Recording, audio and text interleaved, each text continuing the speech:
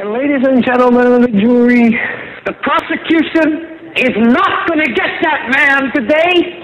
No, because I'm going to get him.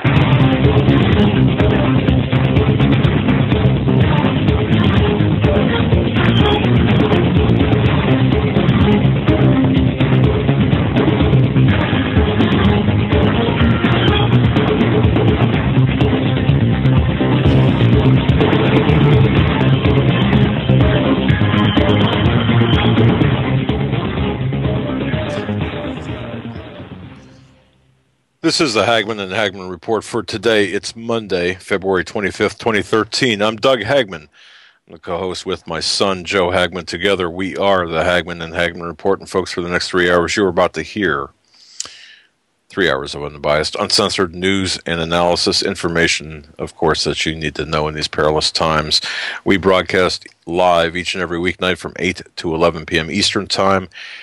Our home base on the internet is HomelandSecurityUS.com. That's HomelandSecurityUS.com. You can also watch us as well. We're simulcast in high-def video, simulcast on the Christians United Broadcasting Network, also a couple of AM and FM stations, but primarily our platform is BTR. I want to thank you for joining us, and thank you for your belief and trust in us as we walk through these headlines, minefield of current events together. Folks, wherever listeners, supporter broadcast, we want to thank each and every one of you who've helping us stay on the air, who have helped us stay on the air, for your prayers, for your support, for your emails, for your kindness, for telling others about the show. Actually, we're growing exponentially, and I mean that. It's just unbelievable. Our advertisers.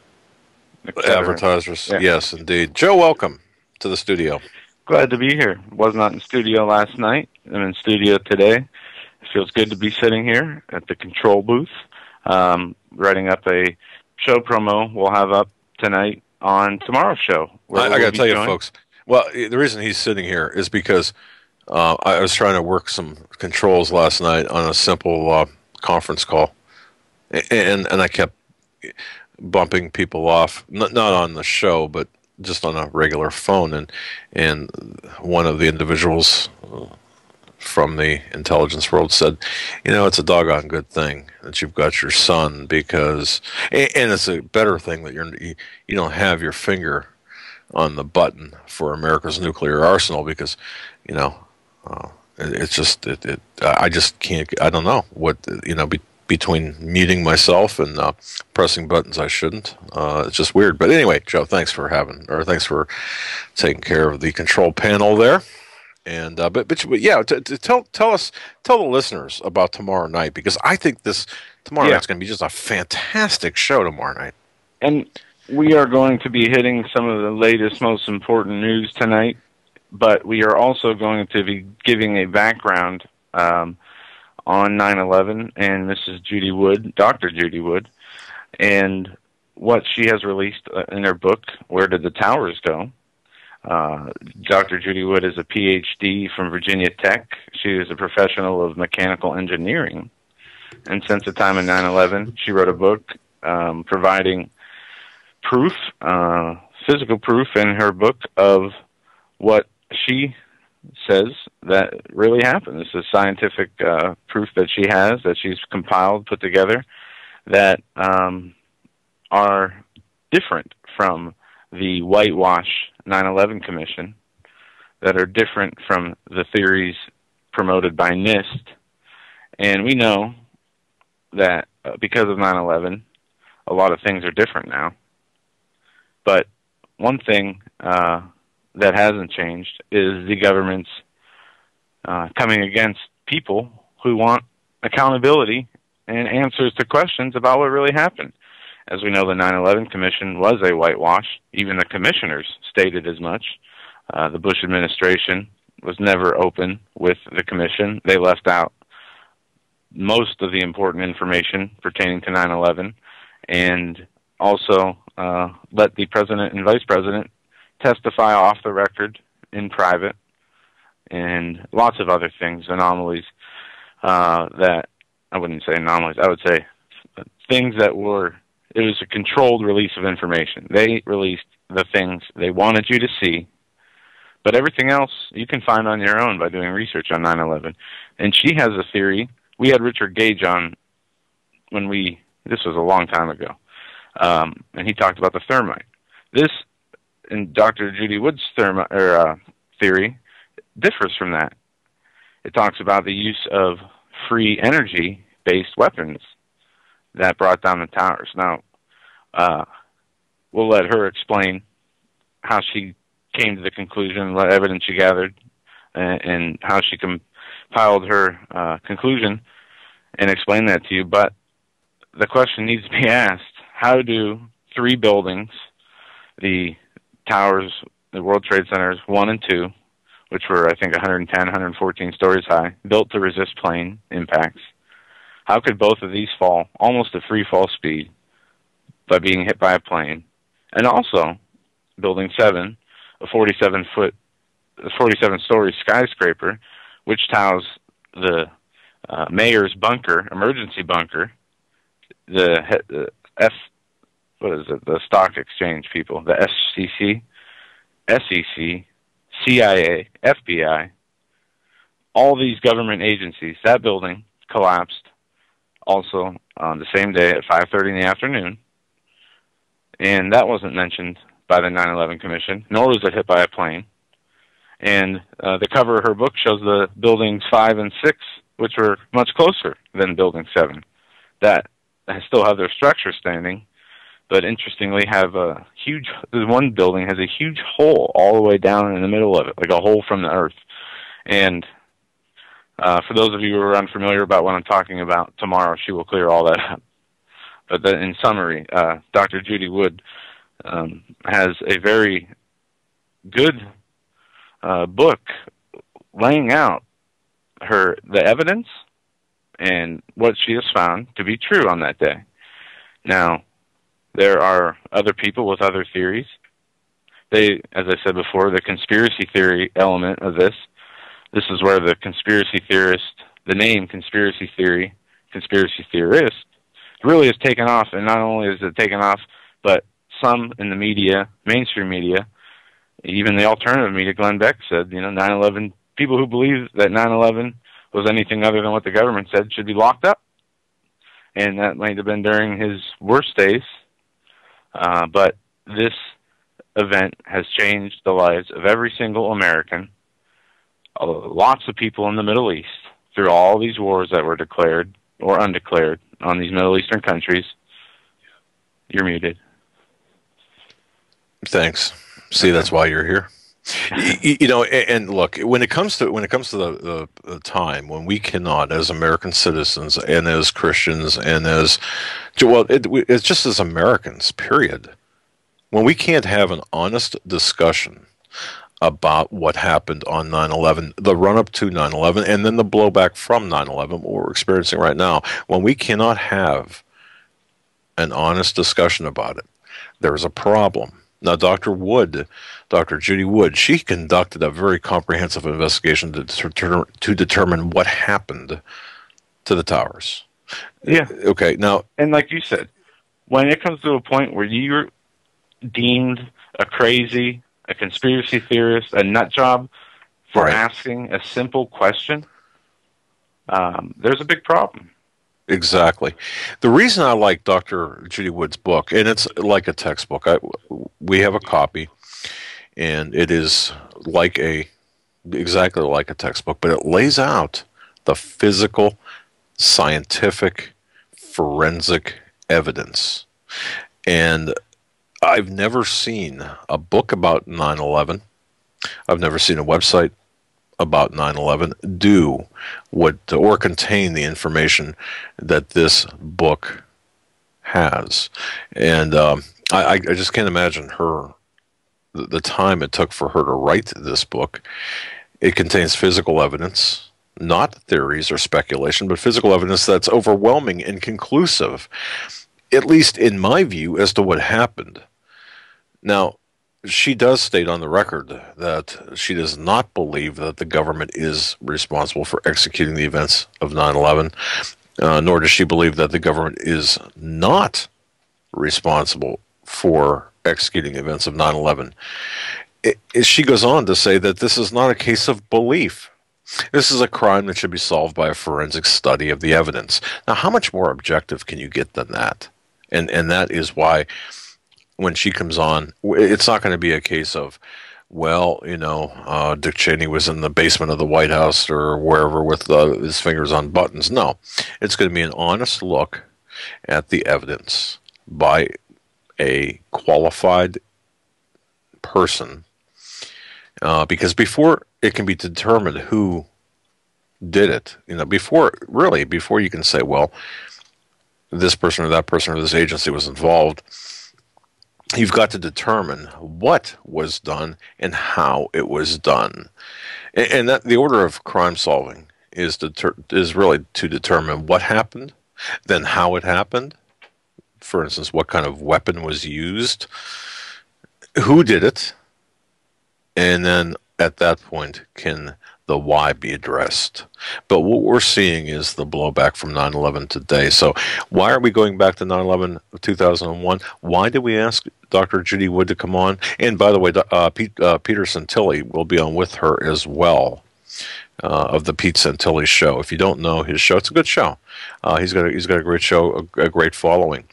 But once again, we are going to stick to the evidence, conversation of the evidence only. We're not going to get into the who or why. We're just going to get into an examination of the physical forensic evidence.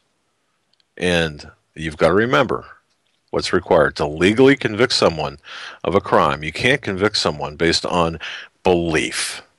You can't convict someone of a crime if you don't even know what crime to charge them with. So yeah, and like you said, we're not going to be talking about who's responsible. We're going to be talking about the science behind the collapse of the towers and what happened in New York. That's right. It's not speculation. Tomorrow is not about speculation. It is about forensics. It's about the physical evidence that can be and has been proved with respect to the events of that day. It has nothing to do with any conspiracy theory of any kind. And in fact, her book doesn't mention one word about any of this. It is just a matter-of-fact layout of the evidence that the mainstream media has ignored. And even a lot of people in the alternative media in the so-called 9/11 truth movement, they've ignored. But yeah, look, what I've been thinking about today is look at what has happened to our nation since that day. And that's right. Has transformed every aspect of our nation, our society, our laws, the way we deal with terrorists or terrorism, and it has changed them for the worse. Just like we see the Sandy Hook example, one crazed gunman or alleged crazed gunman takes out or commits a crazy act of murder, and all of America should be punished for that. But this is much different because the governments, some people inside our governments, mayors, different people in big business and banking, had advanced knowledge that something was going to happen. There's proof of it in the stock market. There's proof of it in people told not to fly that day. Right. There's been proof admitted on international television stations about people coming here to document the attacks. So, in my belief, my personal belief is some element of the government or the intelligence agencies either conducted this operation or helped it along or let it happen. It's as simple as that. When the president had a report on his desk with the Twin Towers and a bullseye, and it said, the next targets, and it said planes could be used to hit the World Trade Center. And also they were simulating drills to that effect on the day of 9/11 when they happened, and yet Bush would come out and say, I don't think anybody in our government could envision people flying planes into buildings. Yeah, just that kind of antics, lies. There is no accountability. Not one person has been fired for, except the people who have real information, the guy from Able Danger. Those are the people telling the truth who have been the victims for telling the truth. And how many people are familiar with Able Danger?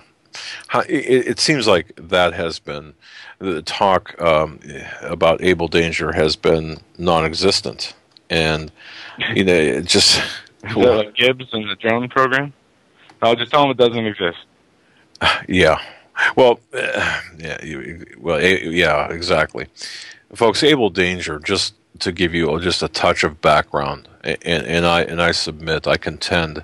In fact, I was having a conversation with somebody today in the radio industry who said, I listened to some of your people calling in. I listened, or in fact, they were part of a chat room discussion. And this gentleman said that your audience, our audience, is really well informed, and I believe that we have the most well informed audience of any radio broadcast. Of course, I'm partial, but he agreed as well. But Able Danger was a classified military planning effort, if you will, led by the U.S. Special Operations Command, SOCOM, through the DIA. And without getting too far into it. They already identified some of the hijackers, right, and reported their findings and said these people are going to be trying to attack this nation, and were not only ignored but demoted. And this is just one case. There was another guy in the FBI. The same thing happened to him. He brought all this information forward. What did they do? They moved him into the World Trade Center building the day before the attack for a new job where he died. Well, no, it wasn't the day before. You're talking about John O'Neill. It was a couple of days before. Sorry. Yeah, no, that's all right. And Bo Dietl had a lot of things to say about John O'Neill. John O'Neill was a lot of people's hero, both before and during 9/11 and afterwards, of course. But getting back to Able Danger, Kurt Weldon, his reputation really took a hit over Able Danger, and a lot of people's reputations and careers were destroyed over Able Danger. And the Wikipedia entry, folks, I'll tell you one thing. I don't know of anybody who should rely on Wikipedia as a legitimate source of information. Please don't do that. And anybody who has time on their hands can actually go through and change the information on there. Oh, yeah, absolutely. So, we can combat that information by, if we had time to repost information through Wikipedia. But anyway. Yeah, and I've seen stories or information morph from something more from one lie to another on Wikipedia, but just please don't rely on Wikipedia or Snopes, for example, as they have an agenda for anything of significance. I mean, for computer viruses or chain emails of some kinds, you can check with Snopes, but use that just as kind of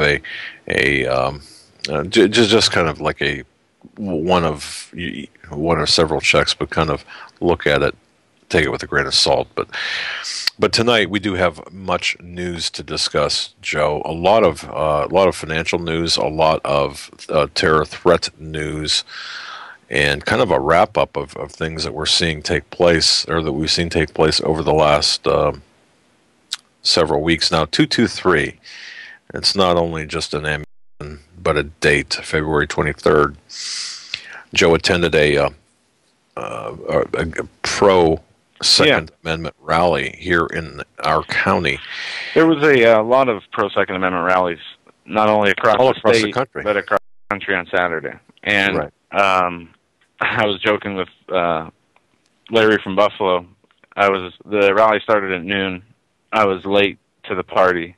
I was joking with him, saying if I was a anchor for a reporter for a regular news agency, I would be fired because of the way I showed up there and the timing. But it was very interesting. He blended in. What Joe did, and it's kind of, let me sing your praises, if I may. He blended into the crowd. He was interacting with different people. He saw what was going on. There were about 100 people here in a community of well over a couple 100,000, and really certainly not a very significant group of people, but Joe got the barometer of the people there, and witnessed one young man. Yeah, it was a great atmosphere.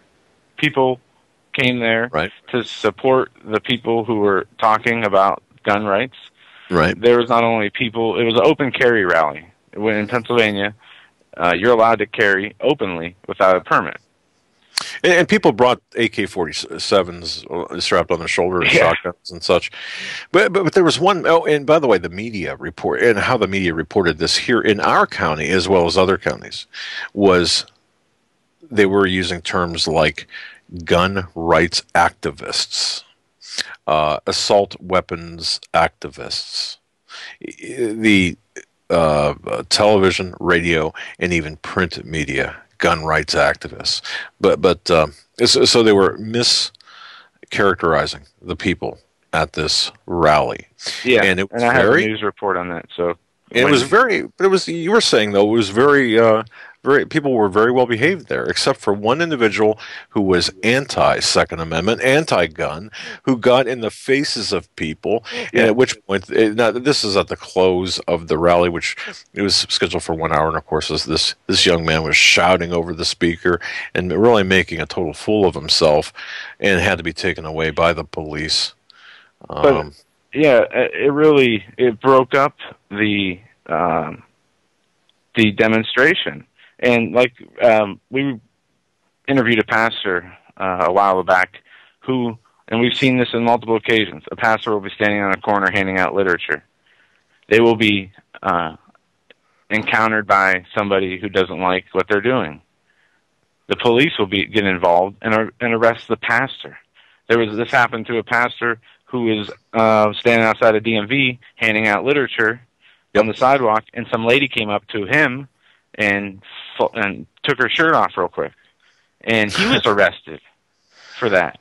So what I saw, what appeared to me was the demonstration was going peacefully, everything was fine, the atmosphere was great. Right. There was some kind of disruption, and then the police were there instantly, along with the Parks Department, because this demonstration was held in a park right next to the police station.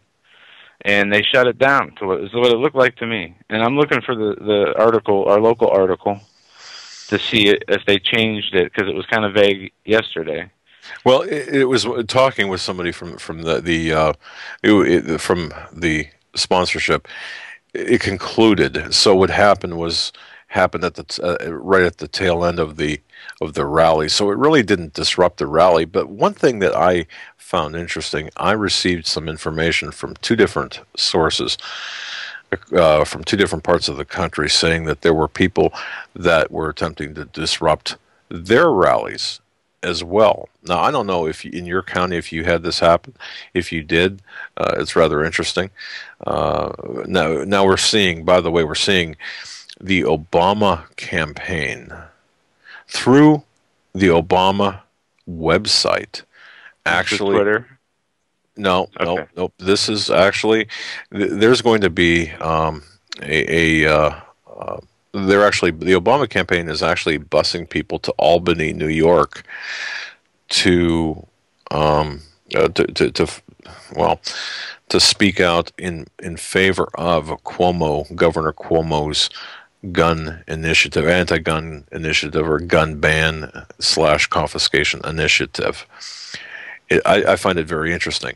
Whenever you're involved in a rally or a protest, I don't like the word protest unless if you're involved in a Second Amendment rally or some type of event, public event. Yeah, not a protest. It's a standing up for the rights of the American people. Right.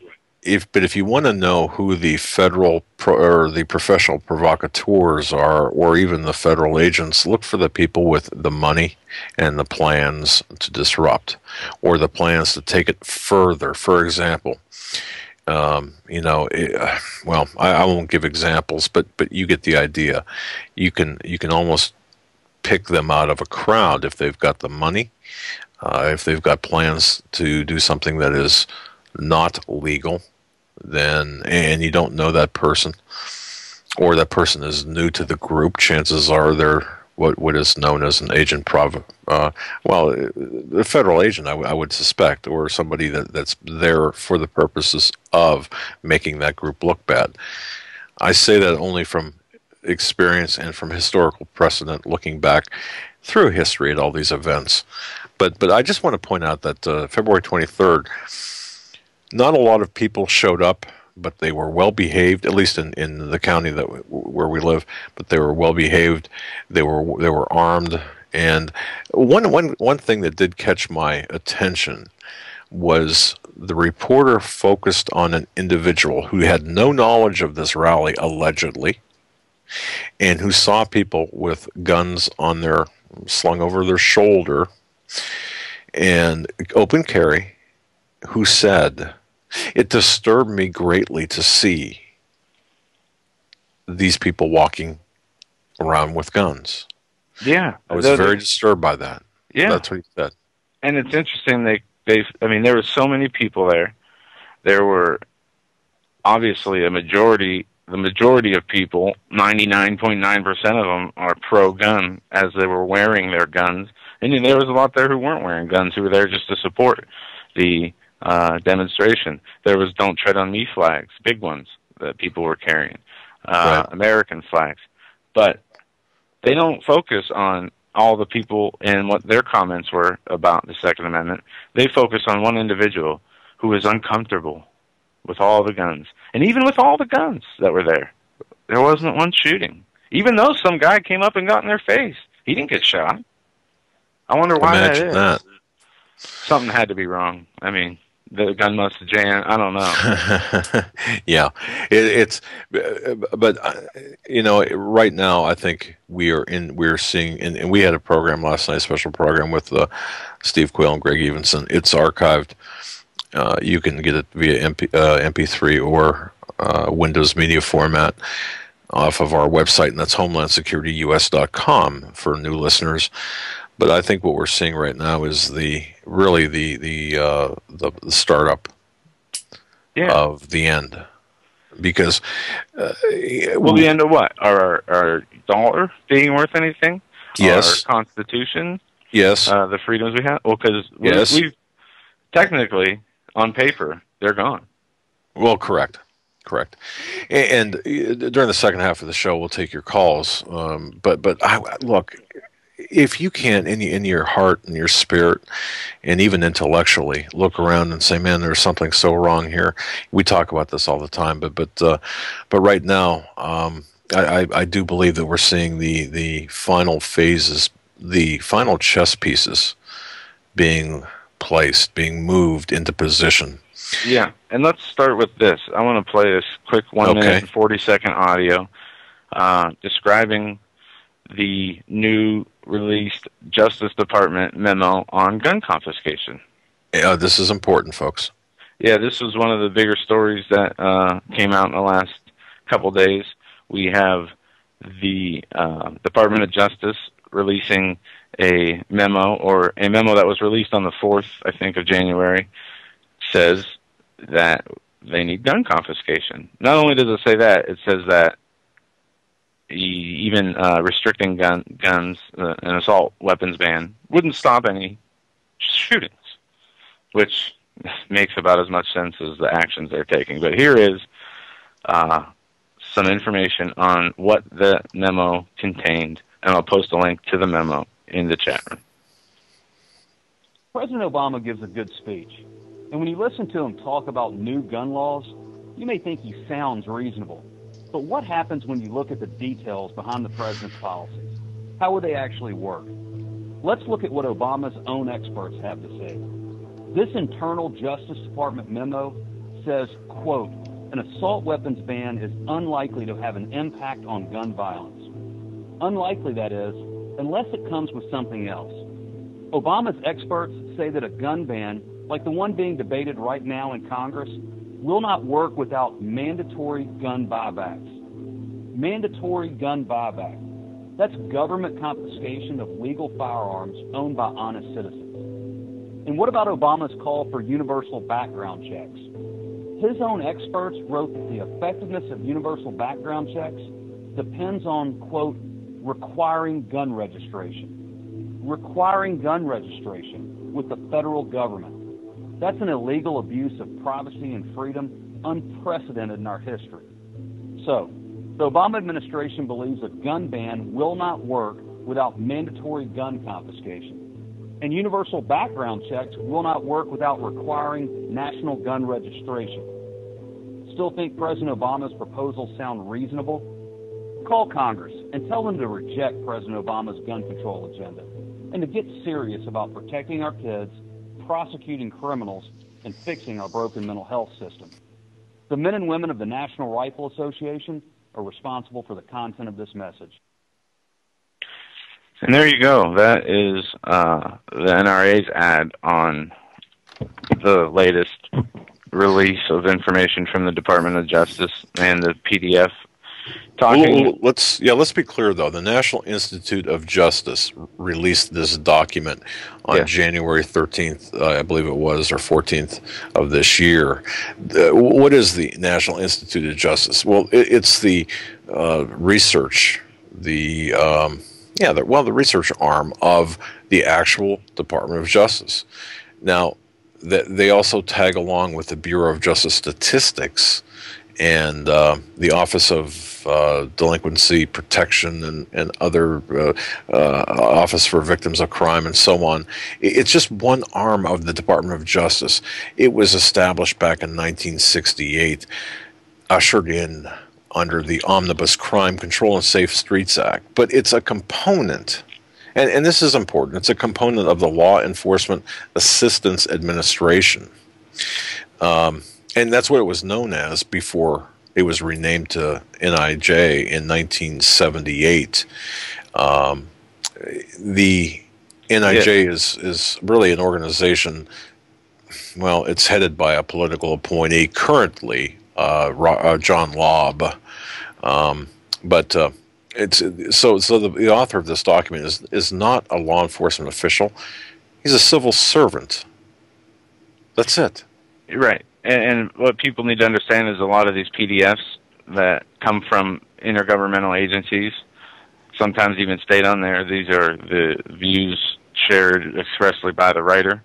A lot of them get implemented into plan, into laws. So they're more than just opinions. Oh, and, this memo, it says the NRA obtained it, and it calls for national gun registration and confiscation. The 9-page cursory summary on current gun control initiatives was not officially released by the Obama administration. The DOJ memo states the administration believes that a gun ban will not work without mandatory confiscation. It also talks about mandatory gun buyback programs. Mandatory gun buyback programs, which is the same as confiscation. They're forcing you to turn in or resell your gun back to the government. Now, switching gears a little bit here, but on the same topic, the buyback program. There's a pastor in St. Louis who is planning a buyback program for toy guns from kids. Conditioning, control, mental conditioning. If we're made to believe, especially under the color of clergy, if we are made to believe that a toy gun is bad, especially when it hits our moral and ethical and spiritual or religious compass, when you've got a member of clergy doing that, especially with toy guns that are toys, that is a method of conditioning well beyond anything that we've ever seen. Understand, we're being conditioned. What I'm concerned about, and I know that Joe has been researching this a lot together, what we're concerned about is how this is going to be coordinated, how things are going to be coordinated with the United Nations gun grab, which is on pace now for next month. You see, what we're witnessing, and I know people, especially in political forums, in the political context, will say, well, the United Nations, the treaties, they're not binding and so on. And technically they're correct. But just the fact that we are talking about working with the global initiatives by the UN is dangerous in and of itself, because don't forget, it was Christmas Eve that the UN General Assembly approved a resolution to renew negotiations on the Arms Trade Treaty. The Small Arms Treaty? Right. This is last Christmas Eve. And right away, America committed itself to engage in talks. Now, does that mean that, well, this is going to be...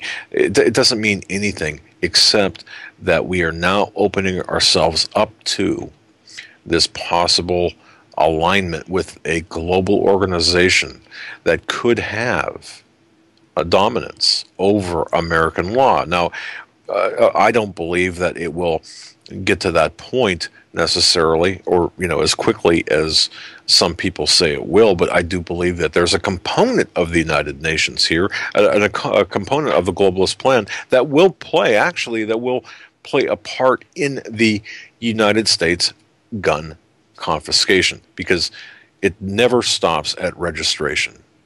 It goes from registration to confiscation. Janet Reno stated that. Right. Many people have stated that. Registration leads to confiscation.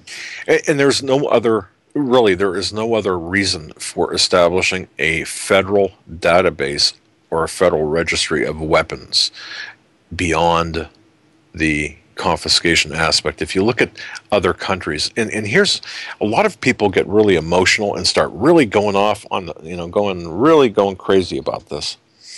And I understand the passion behind it, as well there should be. But if you look at different countries like Australia, the UK, and Canada abandoned their national registry because of its cost and inefficiency, but that's not going to stop the United States.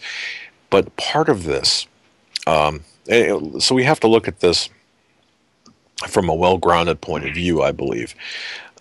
You've got the United States starting now to talk with, or on the same levels with the United Nations for a specific measures to implement here in the United States. Now, would that turn into a law or a treaty signed by Congress? It doesn't have to. That's the point I guess I'm trying to make. It does not have to.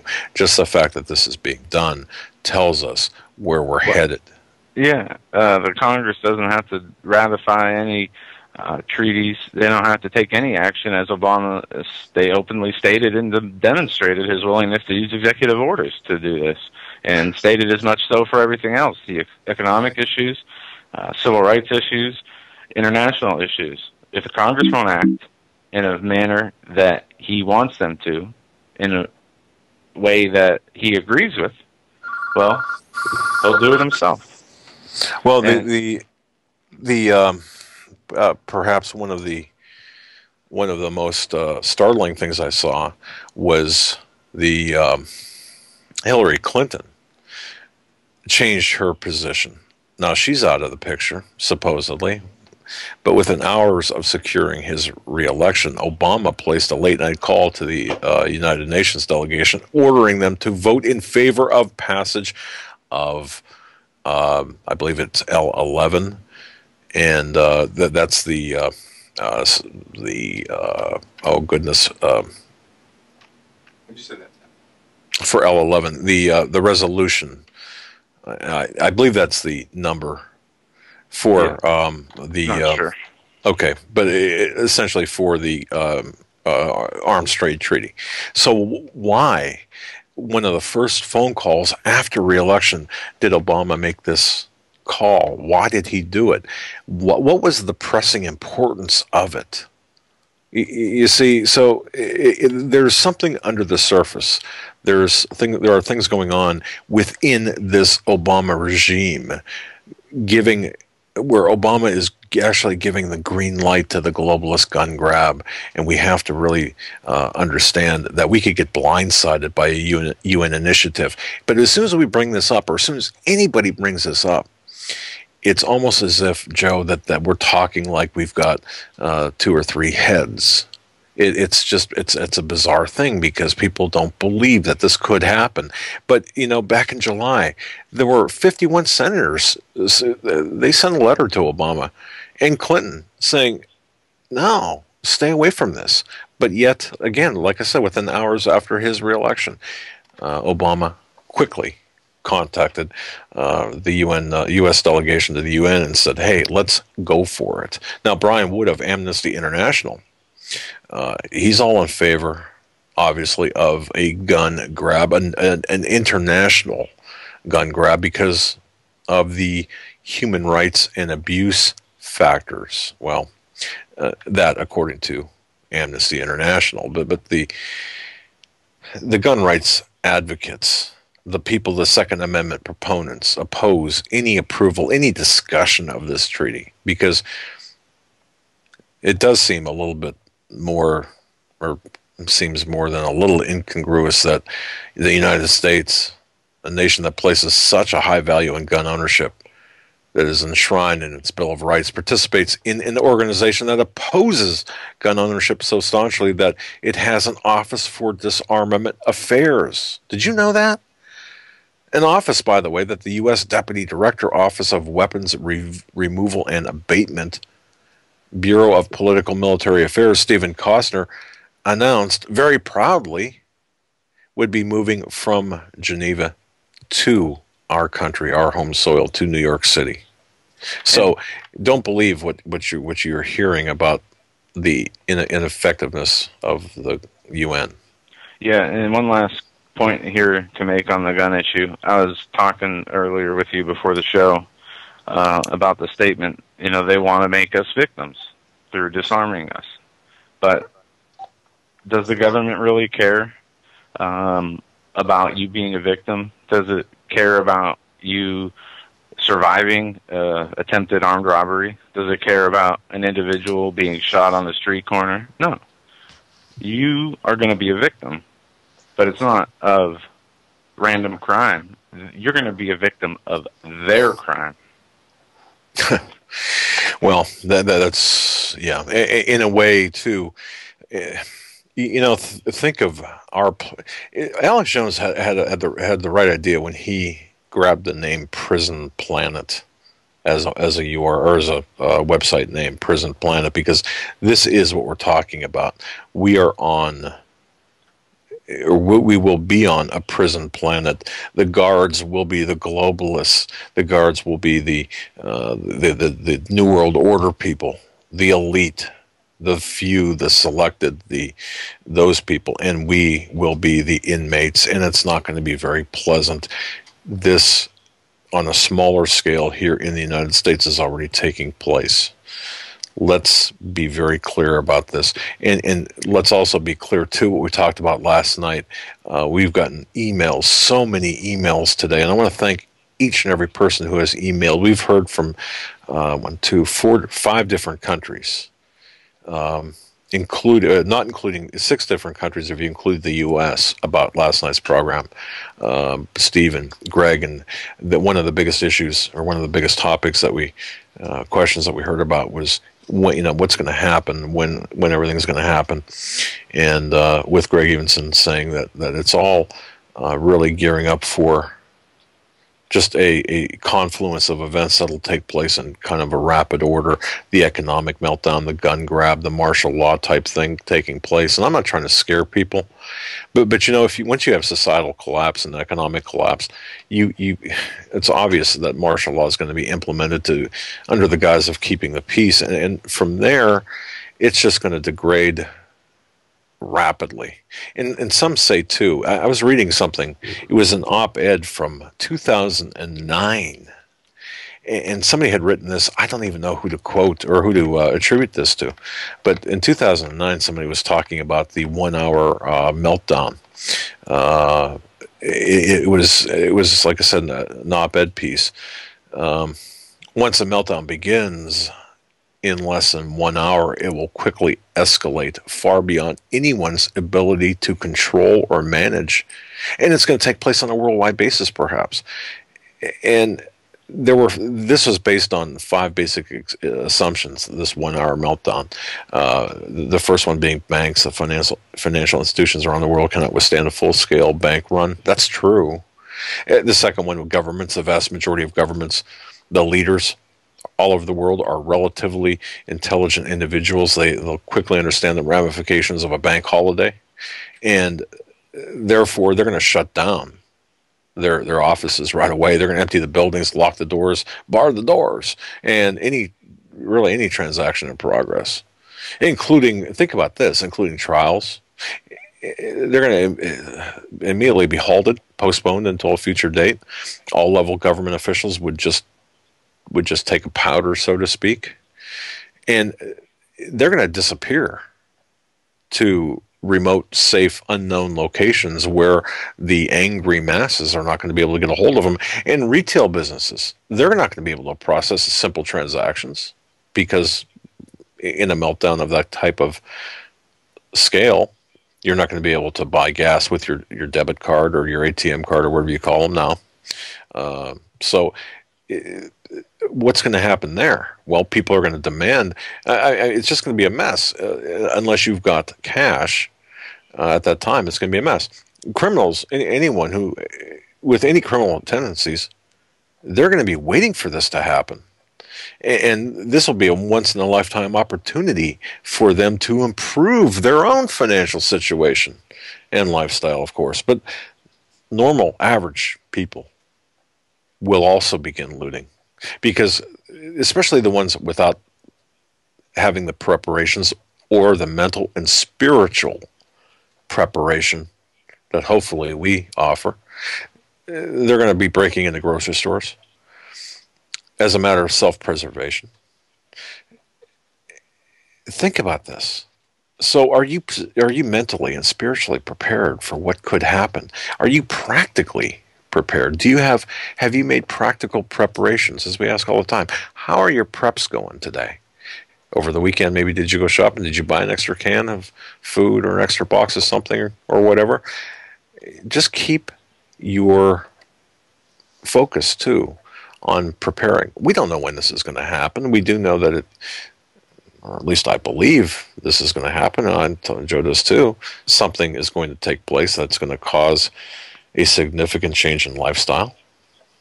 So, practical preparations, spiritual preparations, mental preparations. Yeah. And aside from that, make sure your family's prepared too. Make a plan with your family in the event communications go down, where to meet at any given time. So, let's go ahead and move on. Moving on, the Pope, interestingly, made some changes through a executive order style. Papal order, yeah. Yeah, the Pope changed Catholic law to allow earlier start for conclave.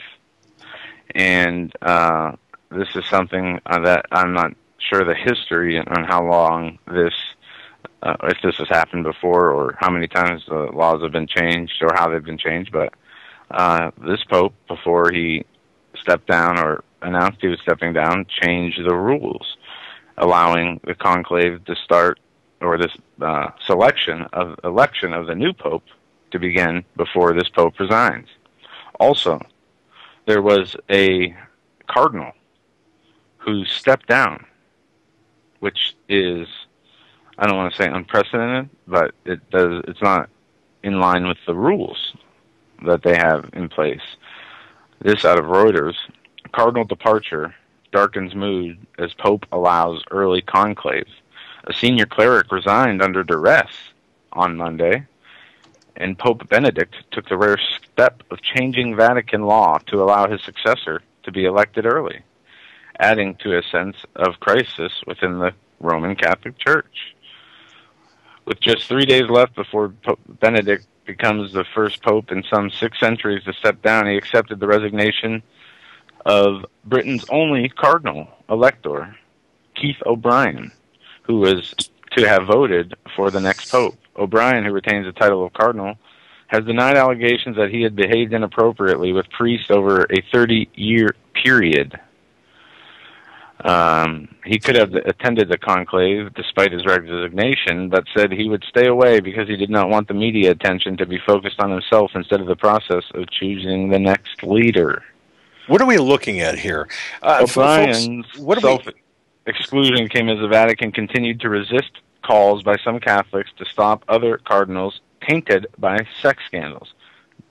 And I heard, I think it was on Alex Jones, I got a chance to listen to part of his broadcast today, and he talked about this, about the constant sexual scandals that are coming out of the Vatican. Not only that, he talked about the globalists bribing the Vatican because of this knowledge, and noting that they could decide to release this information and make it public, kind of like I think he compared it to the European television scandal, the BBC, where they had a very famous, well-known, I don't know if he was a reporter, actor, that is now come to light. It's been the biggest scandal in the history, where this man abused women, children, over decades and decades, and it was kept quiet by the news agency.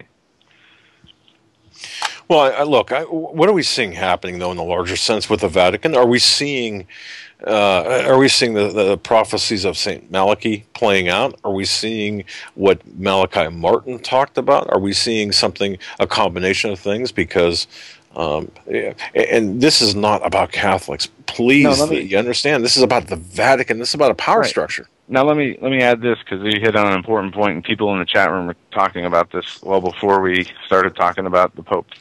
As far as denominations are concerned, it seems that some people, a lot of people really, cling to their denominations as though it was as important as the messages in the Bible, as the law, what we should follow, the way we should live and act in the Bible. And I compared the denominations as the governments of church.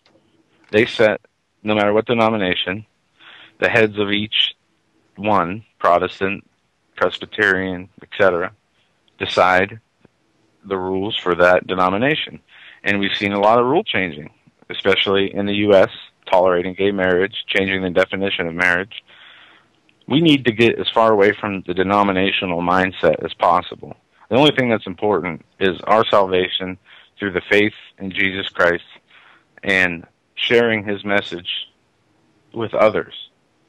Everything else besides that is really... well, you know how I look at denominations, seriously, especially doctrinal differences in denominations. I look at that as race. In other words, when I look at a person, race doesn't come... I don't care what your race is. You're a person. It's not what's on the outside. It's not the color of one's skin. It's what one believes in their heart. It's it's their integrity and character and ethics and values. That's what's important. So to me, denominations are just like it would be like me saying, well, there's a black I have got a black friend. No, I got a friend, okay? I mean answer me this. Was Jesus a Protestant? Was he a Catholic? Was he a Mormon? I believe he was a Christian. He was a Christian. Well, he started Christianity. Yeah, now you're going to get into established by right, but you're going to get people saying now he was a Jew and he was Jewish, but he did not preach. He expanded on the Ten Commandments. He came to break the barrier of communication and to free us from the bondage of sin. As when he came, he changed a lot of things. One, the way God communicated with people. He used to have prophets. He used to have to talk to people. And a good example of this is Moses. He talked to Moses, and on one occasion, he talked to everybody who was with Moses. And most of them were yelling at him, telling him to stop, because it was deafening. It was mind-piercing. They couldn't understand, and certain people couldn't handle that. Well, when after Jesus died, there was a new covenant. Jesus and the Holy Spirit resides within us instead of having to communicate audibly. Right. He communicates within us. But what got us started down this road is the fact that people have doctrinal differences, or people look at the different denominations as, well, Catholicism is right, Protestant, being Protestantism, or vice versa. To me, that's like the theater of Republicans versus Democrats. Let's just leave that alone in terms of let's look at the bigger picture, and the bigger picture is it divides the church. The denominations divide is a method of division, or has turned into one. Right, and you know what? It just, I got to tell you something. I just get to the point of, I don't even read emails where somebody's saying, well, you've got to address doctrinal issues. No, we don't have to address that. We have to address just what's in the Bible. Believe what's in the Bible. Use that as the rock of your salvation. And that's it, okay? Because everything else that divides or is divisive, and I'm not running from any argument, by the way. That's not my intent. But let's talk about the bigger picture. But we were talking, and see how this kind of slopes right down into, you talk about the Vatican, and all of a sudden now you're talking about all Catholics. No, it's I about wanted to address this, though. But I know, but I mean that. But when you mention things about the chat room, but what's, I guess what we're looking at, how does the Vatican, not as the representative of Catholics in America, but how does the Vatican fit into this global governance side of things? They've got a lot of money. This is what we have to look at. They announced their support for it. Right. So this is what we should be focused on, not the smaller issues, the larger issues. Yeah. And just let me give you this as an example. The church I attended, once they decided to vote in homosexual clergy members to be able to serve. Right. I said, I'm not going to be part of a church that, goes along with that. I'm not going to be a part of a church that goes along with the politically correct, I don't want to offend anybody agenda. How can you, as a church, as the leader of a church, disobey the laws of God to please governments or people, ungodly people, or people who are living in sin? We know Jesus came and sat with the sinners, helped the sinners, came to be with them to teach them. Right. He didn't promote their ideas as being good and tolerable, though, did he? No. No, not at all. All right. Now, Joe, I found something here. I'm breaking from script a little bit here, but I want to just tell the people I did talk with my DHS Insider individual today. And I'm not talking out of school here, but there is something that I happen to see that coincides with our discussion today, folks, and I'm just going to share it with you. I've not written about this. I have not mentioned this, but our conversation did lead to something that I found on Before It's News, the Before It's News website. I think it was over the weekend at one, I don't know, it was Saturday, Sunday, something like that. I think it was Sunday. But it was about what we must do when facing martial law, and I kind of want to expand on just a couple of things here. Whoever wrote this says it's time to get serious. Martial law is the system of rules that become reality when the military takes over the regular administration of justice in the land. And whoever wrote this and wherever they got this from, I'm not sure, but the conversation I had with the DHS individuals says, look, there is something coming down here. It is close. By close, don't know if that's a week, a month, or even a year. A year? Hey, it could be. Look, it could be, because things happen all of the time. Plans change, the objectives don't. But when you see officers, when you see military officials or military officers or military personnel training in urban areas for something, it's just a matter of time. And it's just really it is, because certainly they're not training here in America for overseas, whether it's Afghanistan or Iraq. So a couple of points that were made in this Befort's news article, wherever they grabbed it from. I think it's kind of an aggregator news site, but a couple of things. Never take the government's word at face value. That's very true, except when they tell you that they will kill you. That's very true. According to my DHS source, there's a dual purpose for the ammunition purchases, of course, for domestic uses, number one, and the second aspect or component of this is to make the to have a monopoly on the ammunition. They know they're going to need it for domestic use, but to take it out of the circulation and to not only cause an ammunition shortage.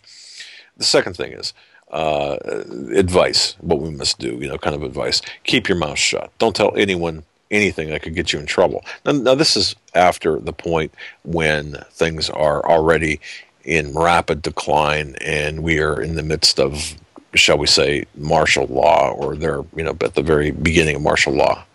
And that's something that I just want to say, now is the time to get your inner circle together. Now is the time to start maybe making some inquiries with people within your inner circle, or establishing your inner circle, that is. I'm going to continue just a touch more after the break, but folks, you're listening to the Hagmann and Hagmann Report on this, the 25th day of February 2013. With me is Joe Hagmann. I'm Doug Hagmann. Together we are the Hagmann and Hagmann Report. Folks, stay with us. We'll be back in about 2.5 minutes.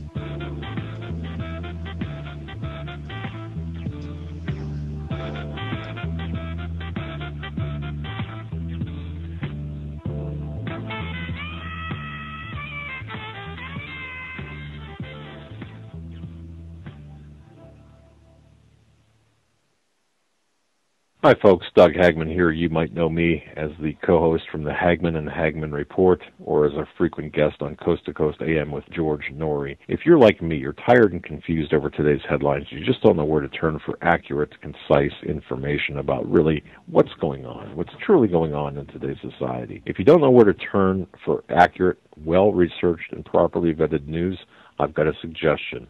In fact, it's a requirement. Bookmark Canada Free Press. That's CanadaFreePress.com on the internet. It's just not for Canada. It's for news across the world. Judy McLeod, founding editor, has put together a vast array of talented writers like Kelly O'Connell, Daniel Greenfield, Dr. Eilena Johnson-Powell, a lot of guest columnists, very talented writers. Folks, that's Canada Free Press at CanadaFreePress.com. Now mobile friendly. Follow on Facebook, because without America, there is no free world.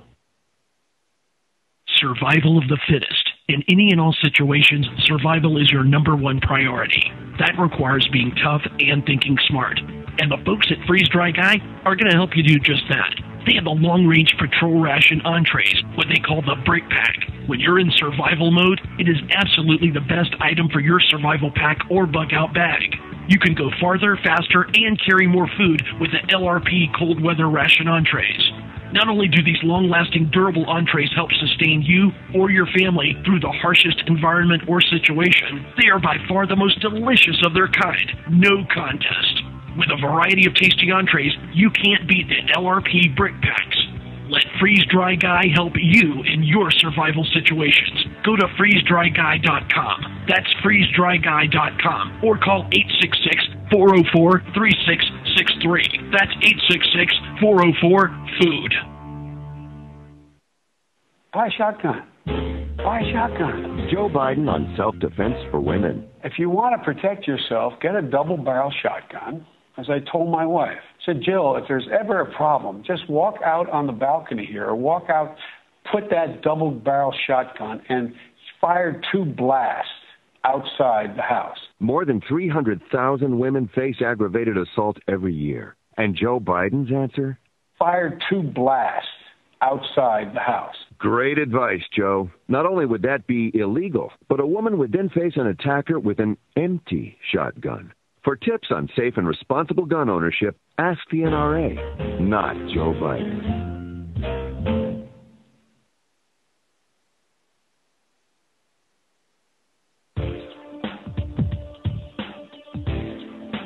Hold on to your seat. The Hagmann and Hagmann flight is now taking off. Doug and Joe Hagmann have cleared the runway of TSA agents, jihadists, political crackpots, and global elitists. Now get ready for some real news. Here they are, Doug and Joe Hagmann.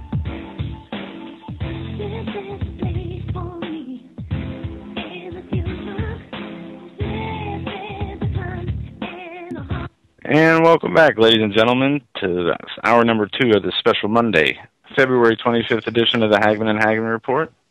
The first hour we really spent a lot of time on the new Department of Justice memo, what that means, what they say in there, and got into some new information released out of the Vatican about a cardinal stepping down, about the Pope changing the laws to allow the conclave to start before his resignation.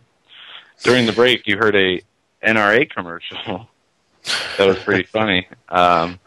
The NRA turned Joe Biden's advice for women on how to defend oneself into a really truthful statement, taking what he said, that women need to, if you think there's a problem, go outside, fire 2 shots with a shotgun outside, and that'll deter the attackers. And what the NRA said is accurate. First of all, you can't just go firing shots off into the air. That's not legal. Second of all, most shotguns, depending on what you have, don't carry more than 2 bullets. Unless you've got a Mossberg Persuader that carries 7 shells. Right. But, you know, a lot of the old-fashioned family type passed down, the collectibles that people have just a 2 to 4 shot capacity. So is Joe Biden now going into the survivalist training business? Is that what he's doing, offering gun advice? Wow. Yeah, indeed. You know, before the break, we were just talking about a couple of things. The last thing I want to say is when I was talking to my DHS contact, we mentioned about the cyber warriors as well. The cyber warriors that are out there. They're over 3,500 strong, and there is a story in HomelandSecurityUS.com. There's a story there that I just put up today about Obama getting caught. Well, Team Obama getting caught for peppering Twitter with false, fictitious accounts. Folks, yeah. Hagmann and Hagmann Report listeners, you guys knew that early on. You knew that this is going to be taking place. Watch for more of this. Understand that this is going to be taking place. But the last thing I want to say from my DHS source in reference to that article, I believe it was on, like I said before, it's news. Right now is the time to just start building your inner circle if you can. If you don't have anyone, if you don't have anyone, don't try to, or don't put an ad in Craigslist or whatever, some personal section. Don't do that. Well, you're never alone. You're never alone. That's right. You've got us, and you've got God, and you've got if you really don't have any family, friends, or anybody, I understand that. Pray, and of course you know, we're your extended family, but currently, if you're like most people, you do know others, begin right now with the utmost of care. Develop a survival network, a group of people with certain skills or even resources. You might know someone who knows someone that can help in a situation that we will be facing. And this is important, but according to my DHS source, the gloves are off now, and nothing really significant in terms of hard information, hard intelligence, except to say the gloves are off. Watch for false flag events, and once again, the springtime came up as well as the fall came up in terms of potential problematic times. DHS is preparing, is hardening as they have been, but they're doing it with a little bit more, well, I would call it a little bit more certainty right now, preparing for something in the immediate future. So I just want to say that. I mean, obviously we've been talking about this, but just keep that in the back of your mind. Yeah. And I want to hit two quick audios real fast. They're both very short, under a minute each one. First, I heard both. Former Obama press secretary Robert Gibbs says he was told to deny the existence of a deadly drone program. Bobby now, Gibbs. I'm going to play this, and following this, I'm going to play CBS Bill Palante's voicing of what is happening with MSNBC hiring David Axelrod and Robert Gibbs. Please pay attention to both audio clips. Let's play the CBS one first, because it makes the Gibbs... The second one, yep. Yeah. This is Bill Pelati talking about what is happening with MSNBC and their undercutting of the First Amendment with their state-run media. Plant, you've been patrolling that building since Ronald Reagan. Does the White House press look a little self-involved, a little whiny, as I said earlier, complaining about this tiger incident? We've gotten used to being called whiny lapdogs. I've heard it for 30 years. But this is not about a picture of Tiger Woods. This is about access to the president. And access to the president has been cut and pushed and curtailed over every administration I've covered. And here's the nub of it, Howie. This administration has the tools to reach people on their own. They don't need us as much. And to the extent that they're able to do that, they're undercutting the First Amendment, which guarantees a free press through many voices. If they put out their own material, it's state-run media. And there you go, state-run media. Now, here is former Press Secretary Gibbs talking about how he was told to deny the drone program existed, even though it obviously existed and could not be covered up. That are and will remain highly sensitive and very secret. But let me give you an example here, Chris.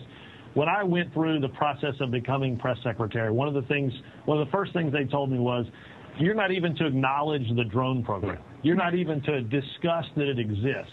Wow. And so I would get a question like that, and literally I couldn't tell you what Major asked, because once I figured out it was about the drone program, I realized I'm not supposed to talk about it. But here's what's inherently crazy about that proposition. You're being asked a question based on reporting of a program that exists. Right. So you're the official government spokesperson acting as if the entire program, pay no attention to the man behind the curtain. Right, yeah. I think in many ways, and I think what the president has seen, and I have not talked to him about this, so I want to be careful. This is my opinion. But I think what the president has seen is our denial of the existence of the program, when it's obviously happening, undermines people's confidence overall in the decisions that they're governing. Now, be careful. Do not think that Gibbs has jumped ship. Please don't think that, because he is, in fact, he might even join Obama's cyber team, if you will, or the Facebook executive branch presence, according to information from Fox News way back when. He might still, in fact, take part of the larger scale operation with Obama. So while he's coming clean with regard to the drone program, and while MSNBC is essentially admitting, or they're talking about MSNBC as a state-run propaganda arm of this regime, and I call it a regime on purpose, things are starting to become less obscure, and people are now developing, the masks are coming off. Yet, but Joe, you know what? It's almost as if they don't care. It's not MSNBC, first of all, but right, they don't care. They see, and that's how you can tell the time is becoming short, is when people don't care. They don't need the masks anymore. It's kind of like getting, you're in trouble if you get kidnapped by people that aren't wearing masks. Right. It would make me, you understand the concept behind that, obviously. Yes. And I talked about this last week, the end of last week, driving here. Sometimes I listen to classical music. Sometimes I listen to Sean Hannity or Glenn Beck, sometimes whenever I drive here, whatever's on that station. And he was talking about, Sean Hannity was, about how all the other media outlets are compromised, are controlled, are only there to spill the government propaganda. But Fox was so much different. You know, they weren't a part of that. Right. And, I mean, the lies that come from that, from those statements, well, we don't have time tonight to really get into all that. But, yeah, Fox is just as guilty for, if not lying, withholding the truth. Well, I think we have to look at it at the larger scale of the mainstream media, the knee pad media, as some call it, the lapdog media, whatever you want to call it. It's the status media, anything that's out there, whether it's CBS, NBC, ABC, MSNBC, Fox, whatever, is controlled. Just like Robert Gibbs was told, look, you don't even acknowledge the program exists. The orders are the same for all of the networks, or I shouldn't say the same. I mean, the orders are tailored for the different networks, but the concept is the same. I don't know if that makes sense, but that's how it plays out. So understand that we're not getting the truth. And even some of the alternative media, I've been noticing this. Some of the alternative media outlets, I'm a little concerned about, because they are falling back into, perhaps even regressing into this, well, as Steve says, there's no political solution for a spiritual problem. They are totally ignoring the fact of spirituality and how it plays into the problems that we have. And right now, I've got to tell you that really there is no political solution for spiritual problems, and our country is rife with spiritual problems. So we have to incorporate both solutions, the practical and the spiritual, into this. And if you decidedly cut out the spiritual, then you really have in my view, you've got a real bad. It would be like not storing water in your preparations, or not storing certain foods or whatever in your preps. Or alternative energy supply will say you'd be missing a big component of your preps if you ignore the spiritual side of things. Of course, I mean, that's, without that you have nothing. I was talking with somebody about the actual social breakdown of our society, to where there is unrest, there is no order. Are you, and this goes for us too, none of us are prepared to fight a 24/7 war for survival. No, we're not. Not physically, not mentally, hopefully spiritually, because that is the only thing that will save us, is the protection that the Lord will give us in those times, the protection and direction we will receive from Him in those times. And that's why it is so important. And, we've been led to really not only bring you the news, but to talk about the solutions. Everybody says, so many people talk about the problems but never mentions the solutions. Well, most people who offer solutions, they do not involve the real solutions. As an example, going back to the same conversation I listened to on Hannity, he was talking about the sequestering issue and the debt. Oh, the problem is Obama. The problem is this. The administration did this policy. The Congress doesn't do this. Never addressing the real problem of the Federal Reserve's control of our money system, the private organization controlling our money system. Yeah, and like they don't address the real solution to every problem we go through, which is in the Bible. That's true. That's very true. And people have to realize that. And I hope you do, and I think our listeners do. You mentioned the Federal Reserve. I do have a report coming out, because we talk about an economic collapse. We talk about the dollar tanking. We talk about all of this. Well, what's the basis? How do we get here? Well, we're witnessing the final stages of the greatest financial fraud ever perpetrated on the American people today.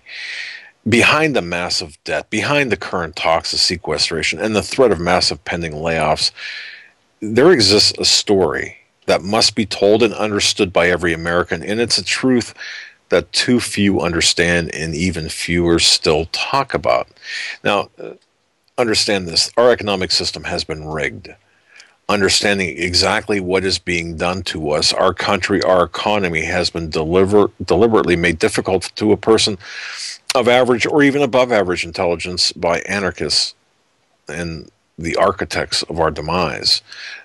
The process continues today, and much of it is done in secret or behind closed doors. Right now, every person on the planet, and for the last century, every person on the planet is being robbed of their wealth by a select group of people. Worse, they're robbing your children, your grandchildren, and further generations of their wealth not yet earned, and by extension, their time not yet invested, while making you believe that their enrichment is your moral obligation. In other words, the tax robber barons, the central bankers, it's your moral obligation to enrich them. It's a mental conditioning process on a grand global scale. And I just want to mention this, how we got here. Again, I'm working on a report because some people have asked, gee, how did we get here? And not really understanding the Federal Reserve System. And I know educated listeners, people that understand this, please bear with me just for a moment. Today, a significant aspect of understanding why we find ourselves in our current financial mess is to understand exactly how we got here. Like most events, we're witnessing the ongoing shredding of our Constitution by both sides of the political divide. If you still believe that there is a political divide, yet there is. I'm sorry, I was muted. There is a political divide. The people who are still relying or having hope that there will be some sort of political solution to all this versus those who don't. But see, we're living a lie right now. We've been lied to so much that we don't even see the lie for what it is, the unconstitutionality of what's taking place. But thanks to the incremental infusion of the communist goals into our legal and societal framework, into that framework or the fabric of America, people have been intellectually hobbled by a very complicit media and a compromised educational system, because for years the educational system has been impotent in teaching us the real, true nature of things. We have to discard revisionist history. We've got to know the truth behind the larger global scheme. And once we know that, by default, that'll tell us what we have to do to get out of the mess we're in, if that's even possible at this point, and identify those who are responsible, both past and present. Now, folks, I don't know if you know the history on this, but the founders of our country, obviously, they fought a difficult war of independence to break free of the constraint and the oppression from England. The blood that was shed on the battlefields over 2 centuries ago resulted in the creation of our Constitution. Specifically, though, Article 1, Section 8, Part 5 of our Constitution states that the Congress, and the Congress only, shall have the power to coin money and regulate the value thereof. But you see, that's been violated again and again to the detriment of all Americans. But where does this start? I mean, there's a rich history of our country's monetary system and a few significant events that occurred before the 20th century that we can get into, but we won't for the purposes of brevity here. But I just want to take you back a little bit in response to just in the last century alone, in response to a Wall Street orchestrated panic of 1907.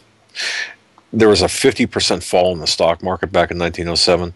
That led to the creation of a National Monetary Commission. The National Monetary Commission was created by the U.S. Congress in 1908 and signed into law by Roosevelt. Now, you think, well, why is this so important? Well, you've got to understand how this all evolved. That National Monetary Commission was ostensibly created to prevent further financial panics and economic troubles. Again, 1907, bam, half the stock market. A lot of people lost lost everything. Well, the known as the Aldrich-Vreeland Act, it was a Republican-led initiative, Republican at the time. It was introduced by Nelson Aldrich. Now, who was Nelson Aldrich? Folks, you're going to get a kick out of this. Aldrich was a business associate of J.P. Morgan, and who do we have? We hear J.P. Morgan Chase, but J.P. Morgan, and he was the father-in-law of John D. Rockefeller. That's who Nelson Aldrich was. So even back in 07, 08, we were putting our financial house in the hands of the Rockefellers and the Morgans of the world. Go figure. He was ultimately named, by the way, Aldrich was, as a senator. He was named as the head of the National Monetary Commission, which was a group that spent, get this, 2 years in Europe studying the structure of their banking system and their financial system.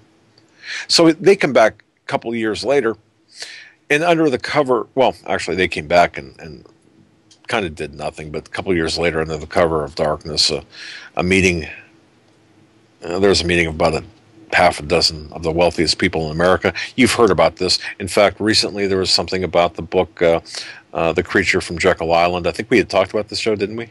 Creature from Jekyll Island? I don't know. Edward Griffin wrote the book.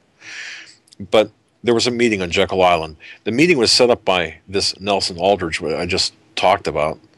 It was to be held on Jekyll Island. And by the way, Jekyll Island, who owned Jekyll Island? Well, it was purchased in 1888 by J.P. Morgan and William Rockefeller, the brother of J.D. Rockefeller or John D. Rockefeller. So, wow, isn't it funny how these names keep popping up? But late on the night of November 22nd, 1910, a long time ago, Aldrich, his personal secretary, and 6 of the wealthiest men on the planet boarded this one little train, one little train car, in secrecy, and traveled 1,000 miles, roughly, from Hoboken, New Jersey to Jekyll Island. And there they met for 9 days, this group of 6 men, ostensibly to go hunting. That was the story at the time. Well, who were these 6 people? In my research, I found different names, but based on my research, and I believe this to be true, based on various citations, even 100 years later, it's kind of a little bit cloudy, but Aldrich was there. A. Piot Andrew, the Assistant Secretary of the U.S. Treasury, was there.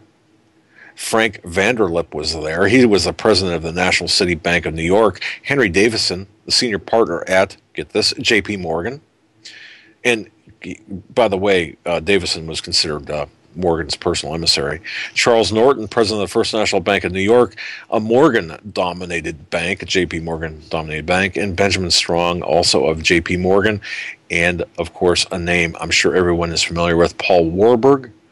He was a German immigrant working for Kuhn, Loeb and Company.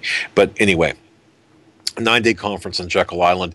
They even, by the way, there was this kind of like a resort hotel, if you can picture this, where they had people working there as caretakers and whatever. They sent those people home for a couple of weeks and brought in their own servants or people to help them.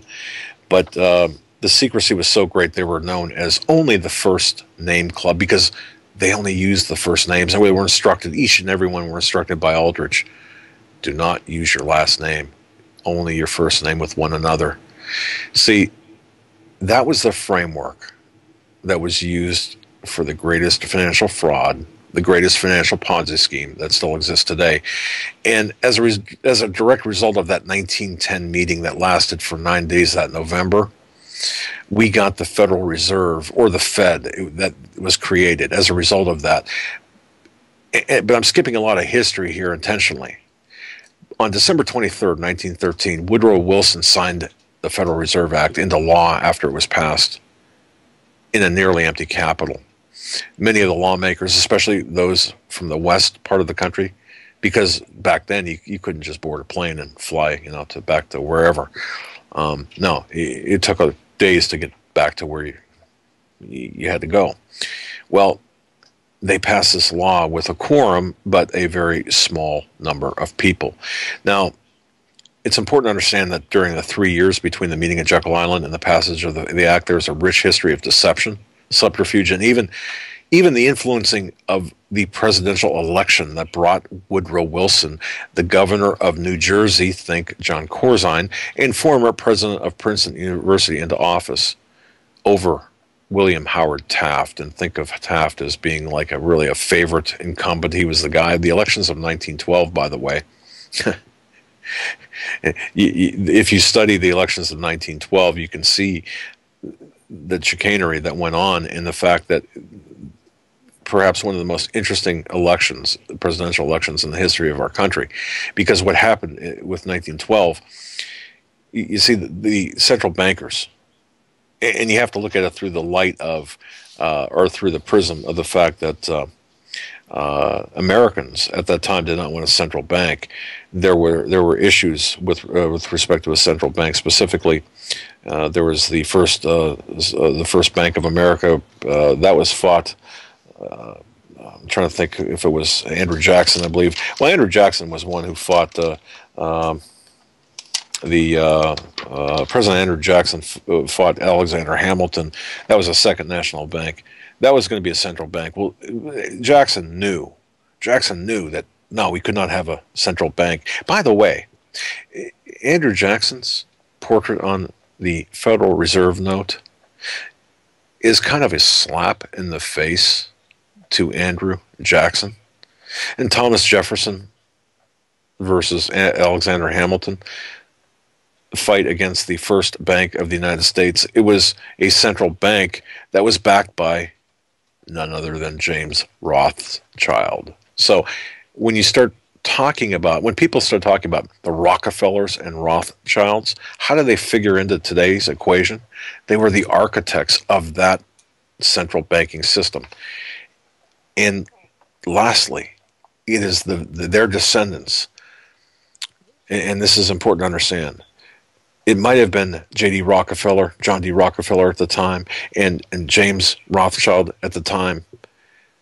It's the same surname, same families that are still in power today. But that gives you a little background, kind of, when we look at things today. Why are we in this mess? The reason we're in this mess is because in 1913, Wilson, who was elected president over Taft, why? Because a third-party candidate was introduced, that in the form of Theodore Roosevelt, the Bull Moose Progressive Party. He was the former president, but that was introduced. He was introduced as a third-party candidate, split the vote. So a virtually unknown person by the name of Woodrow Wilson was elected president. And by the way, again, Wilson, former governor of New Jersey. A lot of luminaries come from New Jersey. I'm thinking John Corzine. And Princeton University, former president of Princeton University. You see where all this ties together? You've got the same people, or the same families back then as you do today. The lie continues. The lie was thrust upon the American people back in 1913, 1910, and even before that with the central bank attempts by Alexander Hamilton against Jefferson and Alexander Hamilton against Jackson. It's the same template, the same families. So fast forward to today, we have a central banking. Oh, one more thing I want to mention, and then I'll move on. But think about this. The deception, the delusion was so great back then. See, the architect of the Federal Reserve Act, after it was passed and signed into law by Wilson, was Paul Warburg, to make the people believe that it wasn't a central bank at all, that you were not, if you thought it was a central bank back in 1913, you were crazy. You were called in 1913. If we would, I'm going to tell you right now, if we would be on the internet in 1913, imagine that, or watching television in 1913, we'd be called conspiracy theorists. We'd be called conspiracy kooks. Why? Because the central bank really wasn't central. Well, why not? Well, look at all the branches we got. We got one in Kansas City. We got one in Philadelphia and Pittsburgh and elsewhere. So it's not a central bank. You're a conspiracy kook if you think it is. But see, that's part of the delusion. So think about what people in 1913 did. You're right. It's affected our economic stability and our economy situation since its inception. This also economic news, the IMF. World economy could end as we know it, according to Christine Lagarde. 2013 will be a make or break year. Christine Lagarde, 2013 will be make or break. According to Christine Lagarde, managing director of the International Monetary Fund, cautioned at the World Economic Forum in Davos that Europe must continue to guard against a relapse in 2013.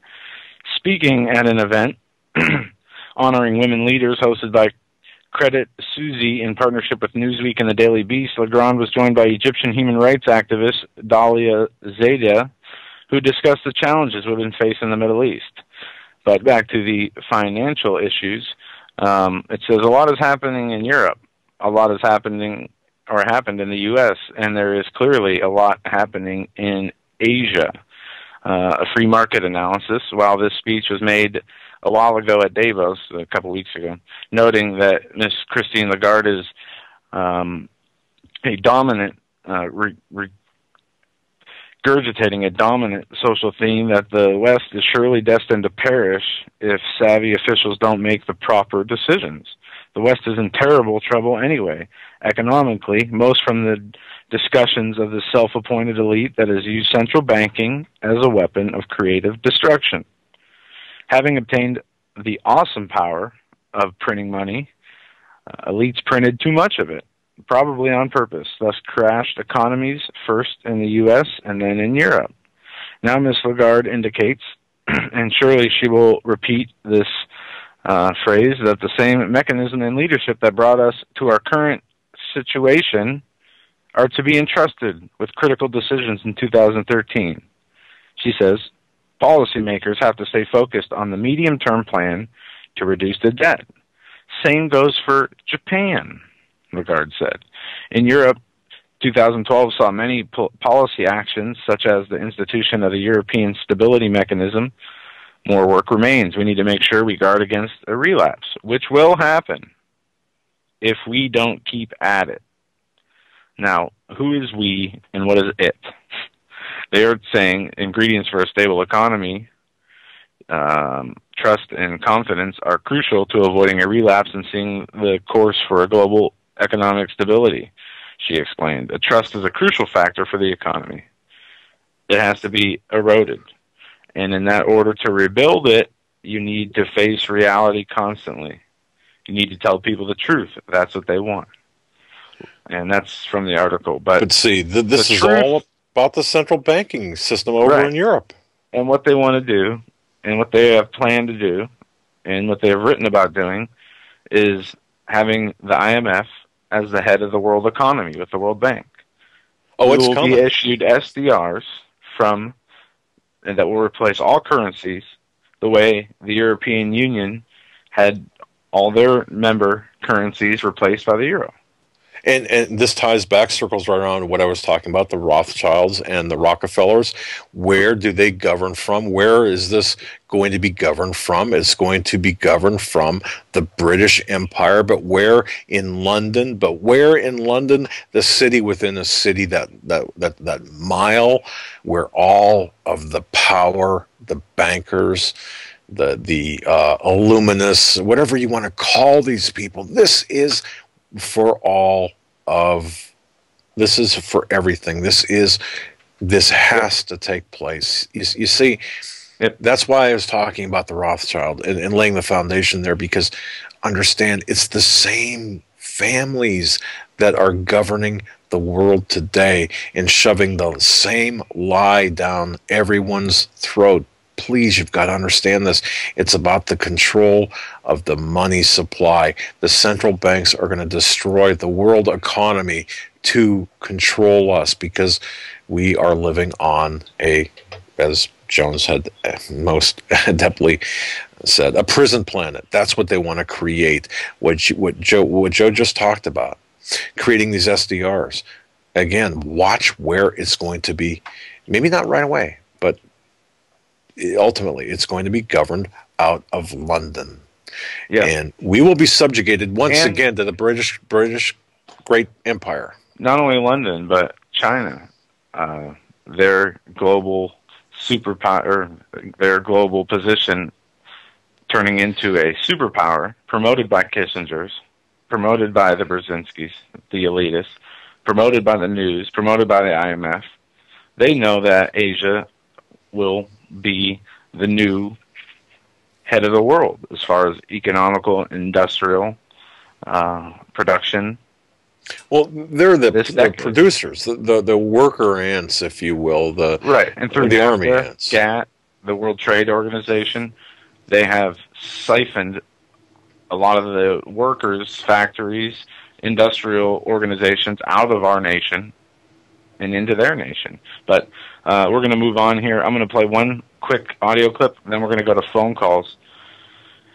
This audio clip is interesting, and the reason I'm playing this is not only to tell the story of this one Afghan city, but this explains exactly how the revolutions of Tunisia, Libya, Egypt, and Syria have taken place. Listen closely. The Afghan president, Hamid Karzai, has ordered U.S. special forces to leave the key battleground province of Wardak. Troops there were accused of torture and the murder of civilians. Well, for more analysis on this, we're joined live by Brian Becker of the Anti-War Answer Coalition. Sir, thanks for taking the time to chat with us. Of course, we do know that NATO troops will be pulling out by 2014. So why this push now to ban U.S. special forces from the Wardak province? What's behind this decision? Well, the U.S. Joint Special Operations efforts started initially with McChrystal and then Petraeus especially, had the idea of fomenting a kind of civil war at the local level in villages by the creation of these civilian-based militias. In addition to that, the Joint Special Operations Commission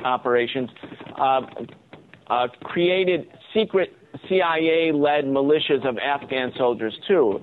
Now, it's been a real problem for the Afghan government because these forces are, in fact, outside the control of the Afghan army or the Afghan police, and they are identified by the civilian population in Maidan Wardak and in many other areas, especially in the southern part of the country, of committing war crimes, crimes against people, all kinds of atrocities, kidnappings, murders. And it is a point of real of credibility, really, for the central government. If the central government can't tell the villagers who are being killed and kidnapped by American and their Afghan compatriots from special operations that they can be restrained, then the Afghan government seems to be nothing but a puppet. And, of course, that's very dangerous for the Afghan government during the transition period leading up to 2014. By the way, I think 5,000 to 10,000 of these special operation commandos will remain in Afghanistan after 2014 if the Obama administration gets its way. Well, Brian, of course, the Wardak province is still a hotbed of insurgency, and given the fact that Afghan troops themselves have been implicated in some pretty severe scandals, how does that speak to Afghanistan's ability to effectively maintain calm and peace there? Is the country ready to take over security control? Well, you know, the problem with the Afghan army and the Afghan police is that it's the creation, the proxy, the client of a foreign occupying force, which is despised really by the people of Afghanistan, including many who may hate the Taliban, but who realize that the foreign occupation forces, especially these special operation commandos, commit any kind of atrocity, kill the people, torture the people, set Afghan against Afghan without any accountability. And so, of course, that leaves the Afghan military and the police even if they were doing pristine work, which of course they're not. They've committed many crimes on their own, but that would leave them in a position of having no credibility with the local population. The fact of the matter is the American government has stopped trying to win the hearts and minds of Afghan people and resorted to the methods of terror, and of course that strains the credibility of their partner, the Kabul government. Of course, the question is, I guess, whether Hamid Karzai can win the hearts and minds of his own people. Brian Becker, unfortunately, we're out of time. Thank you so much. Weighing in there from the Answer Coalition, Brian Becker. Thank you. All right. That story and that audio is very interesting because what they are saying is in this one Afghan town, they being the U.S. government, sent in special CIA operatives to create, and this is the title, U.S. resorts to terror and stop trying to win the hearts and minds of the Afghan people. So they created a civil unrest in the city by sending in the CIA to assassinate, kidnap, and recruit other people to join them. And when the government fights back against them, they're called, it's said that they're killing their people. And this is what we've seen in every country that we've seen the overthrow through rebel forces that we fund. It has all been started by U.S. military black operations, the CIA, and funding al-Qaeda rebels. And this little village and the story of that village is basically the template for how they've overthrown these nations. Exactly.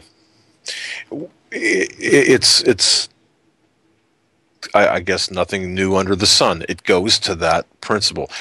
Whatever works. Look, we've got now Tunisia might have been the exception, perhaps, although the rest fall in that template. Tunisia may not have been planned, or at least not time-wise. Certainly was not going to set off. Egypt was to be first. That was their, according to the information that we've developed, Egypt was to be first. But Tunisia happened, and then, of course, Egypt fell right into place. And so with that, we're looking at the same template. But by the way, I just want to alert other people in kind of a turning here, a little bit of turn away from that, the template of war. If you've been paying attention to, the market plunges as European crisis is back. If you saw Zero Hedge today, or was it Zero Hedge or Market Ticker? One of the two. There's a big sell-off. The sell-off today, meaning today, the 23rd or 25th of February, is the start. It's not the end. But it's also the end of the rope for our Congress if they don't get off their butts, which, according to Carl Denninger, I believe this is from Carl Denninger from TickerCon, says that he doesn't expect them to do it. Therefore, I hope you're ready, but I bet you're not. Zero Hedge talks about the European crisis being back. But it's interesting, too, as we look at this, gold is still below $1,600 an ounce and silver under 30. So if you have the funds, certainly that's a good time to buy. But that said, everything is out of whack. So those people who are on the television or talking about this in normal everyday circles, if they're not recognizing how screwed up things are in terms of the ratios, man, they're not getting it. The market, just because the market, I mean, they're not getting it. They're not getting it. We talked about the stock futures being down, the estimates being down, and the indicator. What that means is something bad's coming down the road. Now, you mentioned J.P. Morgan earlier. Did you see that there's a story today from the New York Times stating emails prove J.P. Morgan committed massive mortgage fraud? Absolutely. Okay. You know, and we don't have to get deep into this tonight, as we do have callers on hold and things. I'll post the article in the chat room. But you guys can just search emails prove J.P. Morgan committed mortgage fraud, massive mortgage fraud, and get the story there. But that is not new, but is being reported today. We knew about this. We reported on this before. And the Federal Reserve, along with the big six banks, continue to commit mortgage fraud, continue to commit the biggest fraud of all, which is robbing each individual worker through their taxes and their new, through the debt, the false debt, which each American now owes what? I saw the figure today. An incredible amount of money. It was like $1 million, over $1 million. I'm not sure if it's I don't know if it's that high, but it's incredible. All right. But let me just say one thing. It was kind of funny because when I was doing research for the article that I'm about to release or will be released in the next day or two, I was looking through some transcripts of congressional hearings and also some notes about and different books as well.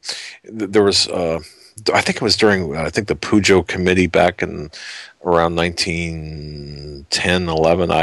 It's from memory. I don't recall. They were talking about. Somebody said, "Well, Jesus, seems like you've got maybe 50 or 60 people or families running the economic system in the United States." And whoever asked the question was corrected by the person giving the answer. And I would attribute it to Paul Warburg. I could be wrong. Who said, "No, sir, it's more like 7 or 8." So, I mean, again, we're looking at the same template, just as we saw the template for the CIA causing war. Or when I say the CIA, I'm talking about the element there causing those, causing things to fall into or prepping things up for a one world governance. You're seeing the monetary system being prepped in the same fashion, and it all relates back to the same people. And a limited number of people. So, Joe, I'll turn it back over to you. All right, we're going to go to the phones, and we're going to go to a caller who's been on hold since the very beginning of the show, and we want to thank you for your patience. We're going to go to area code 512 first. You're live on the Hagmann and Hagmann Report. Thanks for holding. Good evening, Joe and Doug. How are y'all doing? Very well. Listen, I have a critique or a frustration I want to express with y'all. I have a request and then a praise. So I'll get the critique out of it first. All right. Okay. Last night I was just very excited to hear your show, or eagerly anticipating it. Missed the first 10 minutes, but then caught it again this morning downloading. But the frustration I experienced last night, and I've experienced this on several shows in the past when you have guests, is their failure to get to the point. I feel like sometimes, my God, they have 30 minutes worth of material, but 3 hours to explain it in. And of Operation High Jump, hadn't even heard of it, so I'm happy to know about it, and I researched it a little bit. But of the 3 hours, maybe an hour was covered on Operation High Jump. And of that, 45 minutes was in the first hour of the show. And the rest of it was other things. I realized they're passionate about it. I realized they want to warn people. I realized they care about people. But some of the things that they said had absolutely nothing to do with Operation High Jump. And it was just extremely frustrating for me to invest my time in listening and about something and not getting, what I invested in my time to listen to. So that was extremely frustrating. It's happened on several other shows too, where they just go off on a tangent. And I agree. Yeah, no, caller, look, I agree, because sometimes it's frustrating for us because, and understand this, what we do is before the program, we'll be informed of a topic, or we'll agree on a topic, for example. So we promote that topic, and then all of a sudden there's a whole bunch of left turns and right turns, and now we're so far away from what we started out to talk about. It's like bait and switch. It's like, hey, we're going to drag you in, and then we're going to sell you something different. And no, you're absolutely right on that. And you know what? We're working on that. Okay.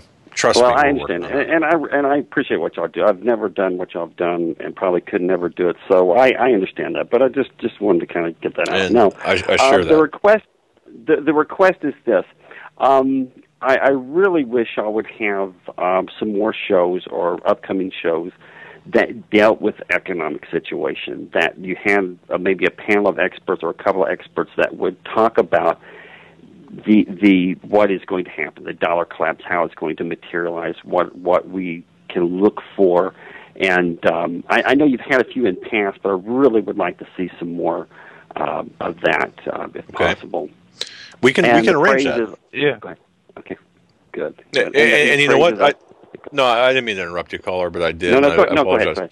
No, I think, see, during our telephone conversations in preparation for each program or the programs we do, there's always that, okay, how's it going to happen? How's this going to play out? What's it going to look like? We need to know. And we have found so few people who will commit to, well, we believe it's going to be, or I believe it's going to be this, this, and this in that order, or even it's going to look like we're going to get a basket of currencies. So now we're going to try to bring some people on. The closest person I think that we had on was Ann Barnhart, who really, I don't know if you heard that program with Ann Barnhart. She really struck it. I did. In fact, because of it, I listened to her YouTube video. That was just fantastic. And if people haven't listened to it, about the economy's going to implode, they need to. It is unbelievable. Yeah. It is fantastic. So, you know what, caller, we're going to try to get some people on who will be very precise, concise, and strike at the heart of the matter, like Ann Barnhart. If maybe we can bring her back on because we're further down the road than we were when she was on before. So, indeed, thank you for that suggestion. But we'll indeed attempt to accommodate you on that. Okay. And the praise now. I want to thank y'all so much. I have been listening to y'all quite regularly since November, or actually since October. And you guys do a wonderful job. I eagerly await y'all, and I have learned so much. And it's really kind of tough now that when my eyes are opened, I don't even watch the news anymore. But my eyes are open. It's like, oh my God, what do I do with this information now? And I'm making preparations, and people do need to make preparations. But I thank y'all so much. You guys, if you ever have a moment of doubt as to whether you're doing the right thing, please dismiss it immediately. You guys you're doing what you're supposed to be doing, and I thank you so much, and God bless you. Well, God bless you. Well, thank you so much for that. And thank you. Everything taken under advisement. The criticism, well deserved. On that, one thing that, just to mention this, because we talked about this off air lots, me and my dad have lately. We didn't go to school for communications. We never were radio show hosts. We really don't even know how we got into it. And we're kind of learning as we go. But one thing we do understand is we need to have the control, the authority of the show. Oh, yeah. But you know what, too? We try to balance it out this way. When for example, tomorrow we're going to have Dr. Judy Wood on. We're going to let her do the talking. We're going to let her make her case. And that's what we try to do with other people. We'll give them as much time as they need to make their case, but we should kind of bump them and nudge them when they get off track, I guess, as we have found of late. You're doing a great job. I realize you're learning, and I like I said, I've never done what y'all have done. I probably could never do it. So, but I thank you so much. God bless you, caller. Thank you very much. Bye bye. Definitely, good call and some good advice, because stuff we've been talking about anyway. As far as the show, learning how to manage it properly. Yeah, where's that broadcasting manual about how to run a like talk when we show? had Tom Horn and Chris Putnam on. It was good to let Steve take that interview, really, because he had a much better understanding and had done many interviews with those gentlemen in the past to know what questions to ask. Right. And no matter how well laid plans you have to do a show, you can go so far off topic. But no, we are learning as we go, and we are going to continue to do. Yeah, we're trying. Yeah, that's the thing. We're doing our best, and we didn't go to school for this. We didn't have any on-the-job experience for this. Probably, have you noticed? and certainly, I don't know what these buttons are for. All right. We're going to take a break since we're up against the top of the hour. Then we're going to come back with your phone calls for the remainder of the third hour. So stay with us. You are listening to the Hagmann and Hagmann Report on this Monday, February 25th. 3 days left until March. It's went so fast this month.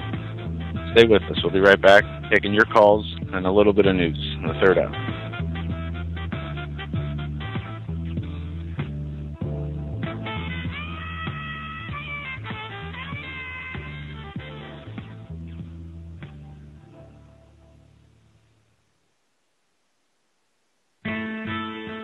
You better wake up fast and listen to this, America. The Obama campaign has launched attack squads disguised as truth teams dedicated to intimidating and silencing all political dissent carried over the internet that criticizes the Marxist Obama.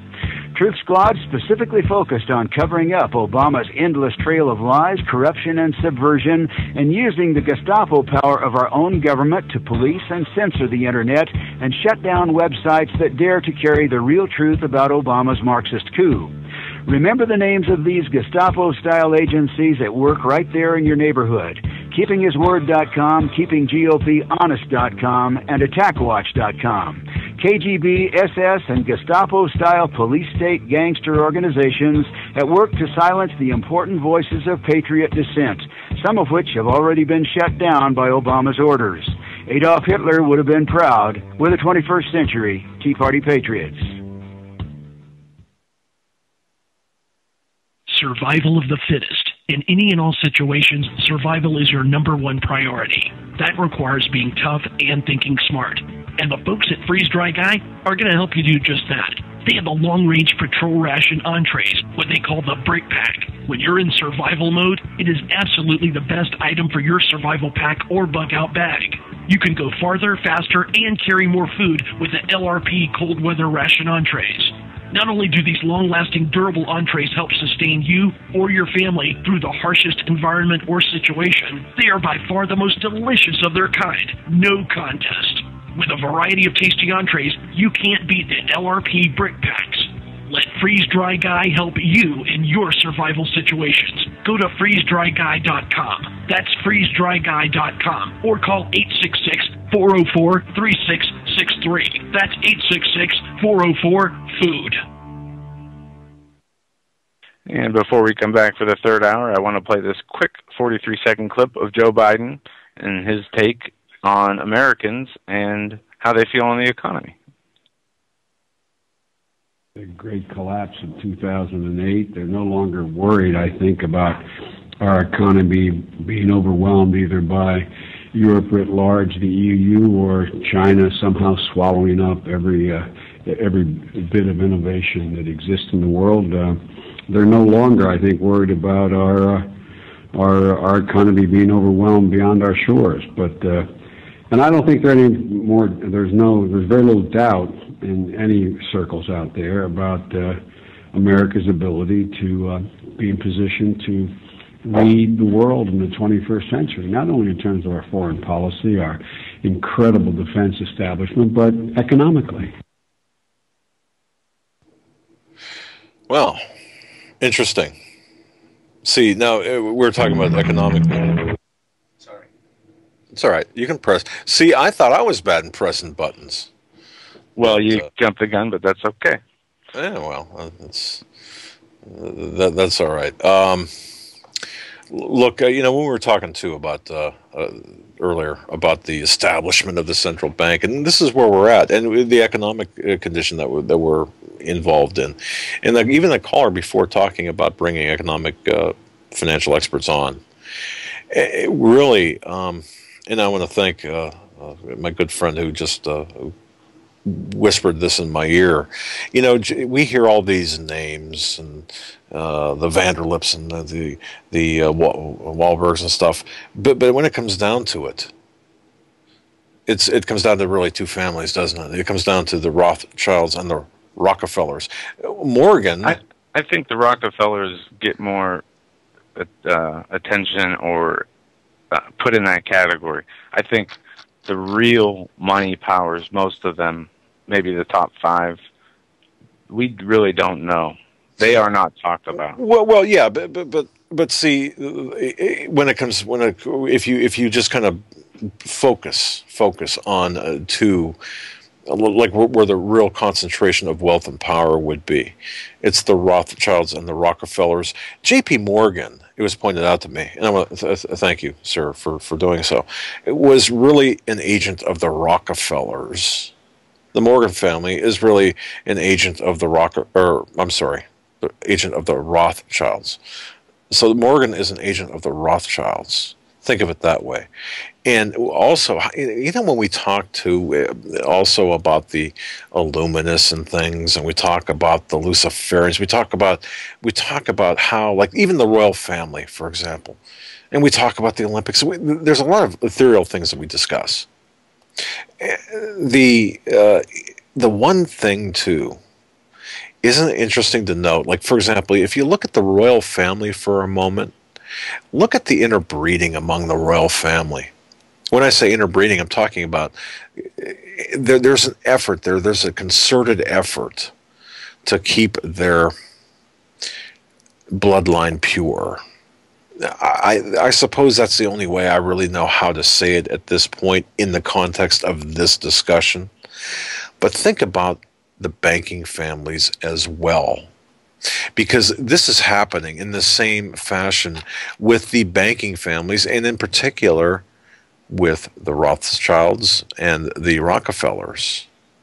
The same thing, the same type of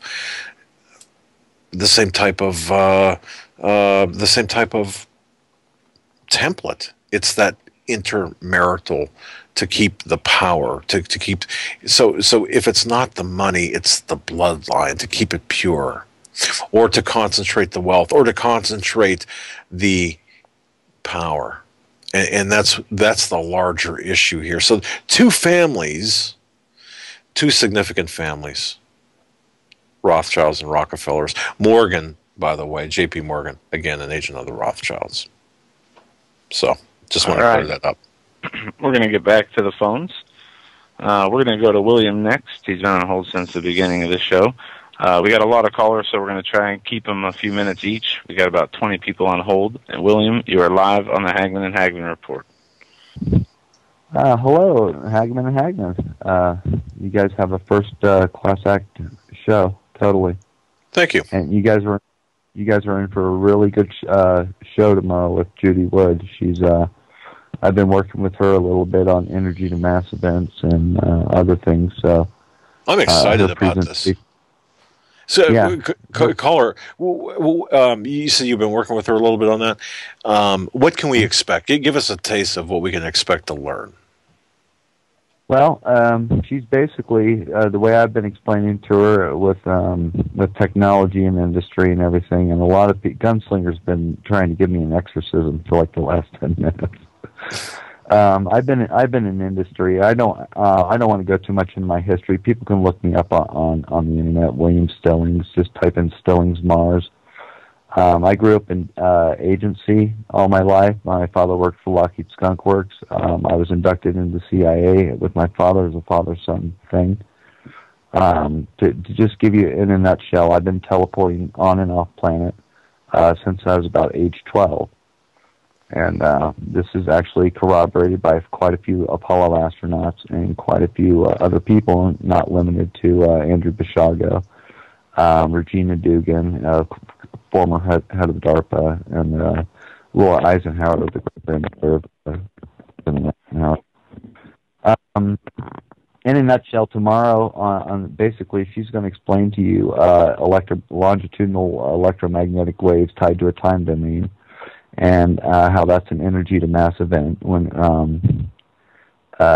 you have a negative crossover section, that becomes a field, and in that higher energy state wins over lower energy value steel of World Trade Center. And no two things can occupy the same space at the same time. It's basically going to go into disassociation of matter, and mostly about how many agencies, companies, departments, and states and countries have participated in the and keeping the timeline alive, basically. Okay. Well, I know you didn't call for that reason. Oh, I'm sorry. Go ahead, Joe. Right. No. I wanted to ask William about March 27th. I saw him mention that in chat many times, and I'm very curious. And I will give you the best answer I can. As to why that day, I still do not know.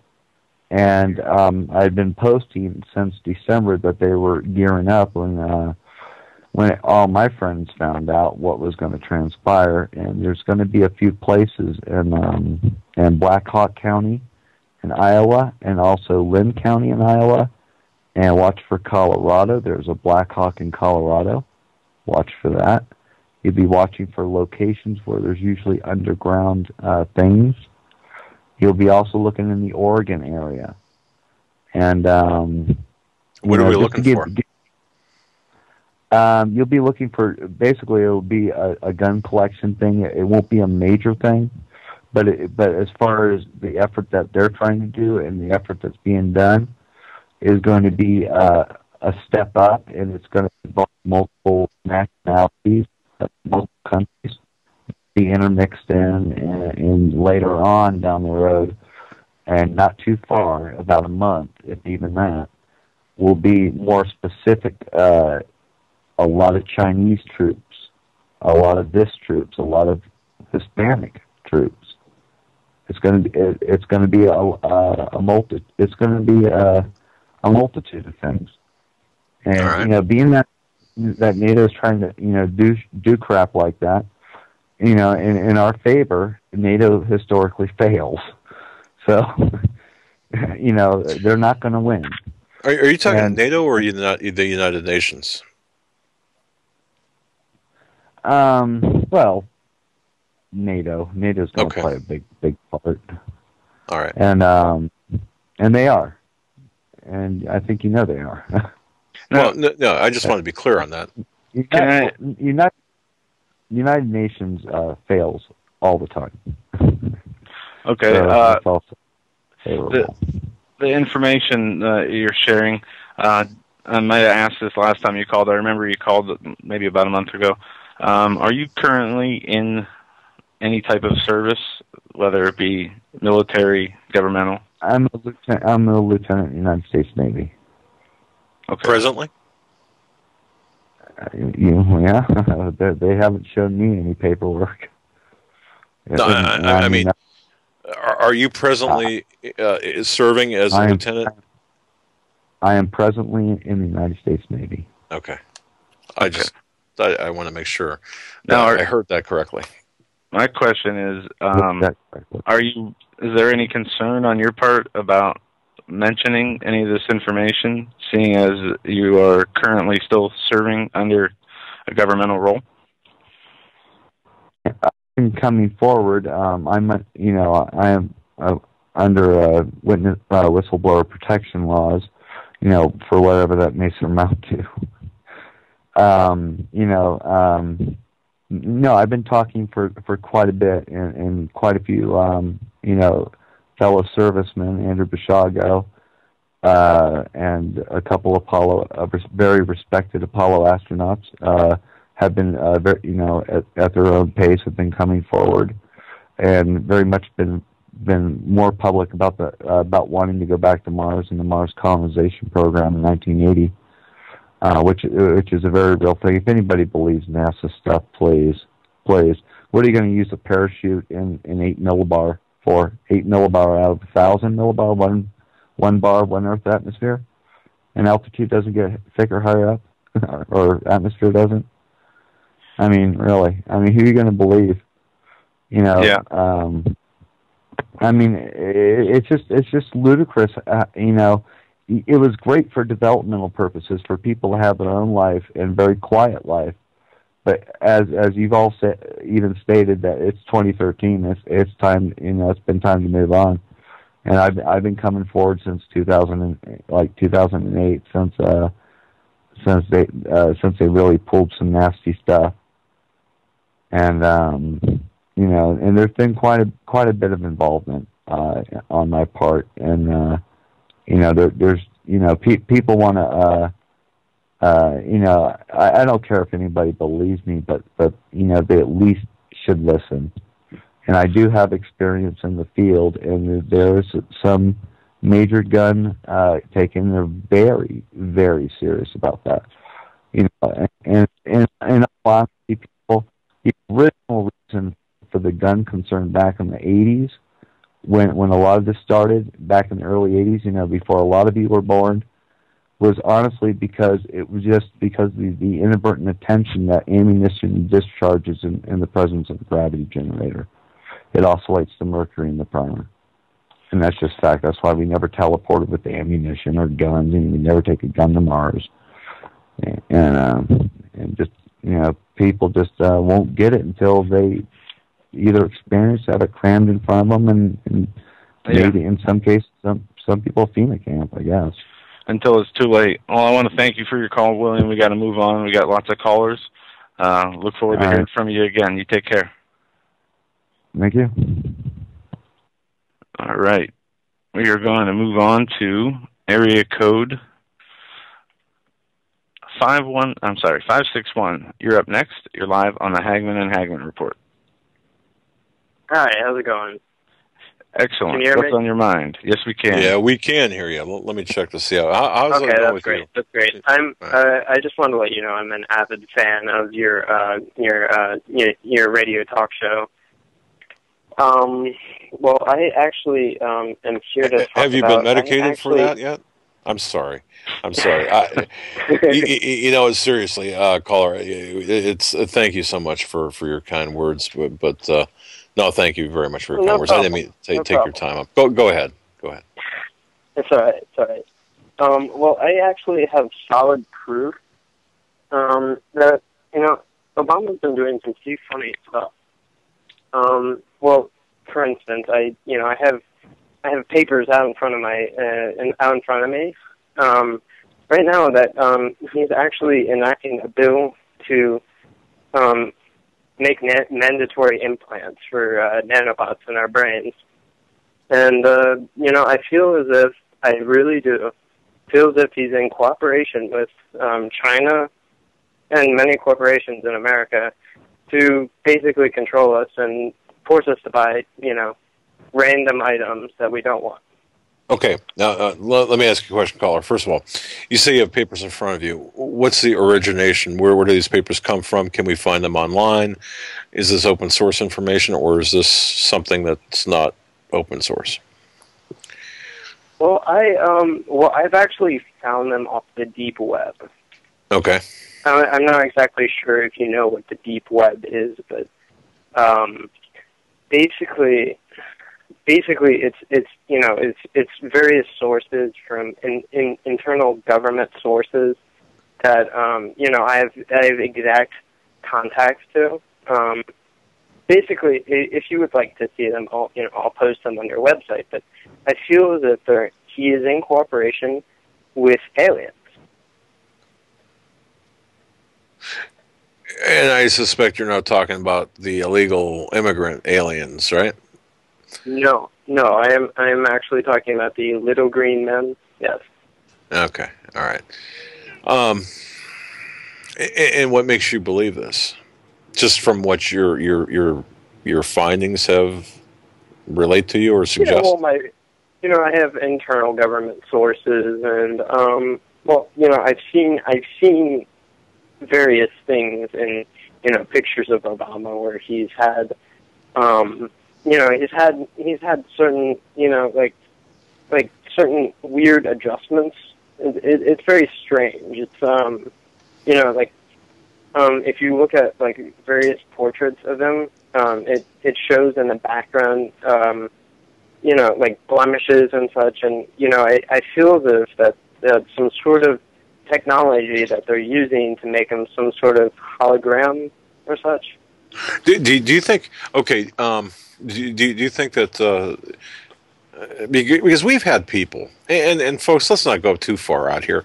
And I'm not. I mean, the caller is making a point here, because we've all seen pictures of them, and sometimes I look at him, I'm thinking, man, is this the same guy I saw yesterday in the news? In terms of his physical appearance. Now, I'm not alleging anything or anything like that. Have you noticed that though? I mean, just kind of subtle differences from day to day or from week to week. It's just something I noticed. Again, I'm not going anywhere too far out there in the clouds or the weeds. I'm just saying. I feel as if that he is, he's actually a different person. He's like a, some sort of surrogate person. I mean, he's definitely not the Obama that most people voted for. You see what I'm saying? Okay. Yeah, I believe I do. I think it's in coordination with the aliens. I really do. All right. It's very interesting, and we've been talking about the alien threat, that being a demonic threat, and a bunch of our previous shows, and we're, just as curious to see how it manifests, if it does manifest. I want to thank you for your call. We have to move on. God bless you, my friend. Nigger tits. Oh, goodness. What do you gotta love the people who come on here. He said the racial slur and followed it up with a female body part. But people who do that, people who are in chat and waste their time. Really, we gotta do that. To do this, I gotta pray for you guys, because that's fine. People need help. I mean, who has the time to go through other people's talk shows just to bother them? Unless you're getting paid for it, which I understand. Because, at least you're doing something and not sitting back collecting a welfare check when you have the ability to work. But, really? You're going to sit on hold for a whole 2 hours to be able to throw that little word in there in the end that does nothing but make me write your number down and never answer it again? I just want to say to all you people who do that, to waste all your time, to wait to come in to say something you think is so funny, or you think is going to hurt our feelings or someone else's feelings. I'm going to pray for you. I hope you guys find Jesus. And thank you, Pastor Paul. He is the best I've seen. He deals with that stuff all the time, and he never loses his cool. Yeah, well. We're going to go to Pierre next. He's on hold. Then we're going to go to Sheila. Pierre, you're live on the Hagmann and Hagmann Report. Hey, guys. How you doing? Good, Pierre. What's up? Hey, What's up? That I don't know everything about the sequestering. I don't even know how to pronounce that. Is it sequestration? What is that? Sequestration? That deal that's going on with Obama. The whole sequestration thing that's affecting our defense? Yeah, that's what they say. Is that what it's called? Sequestration? Yes. Is that what they're calling it? Sequester or sequestration. Yeah.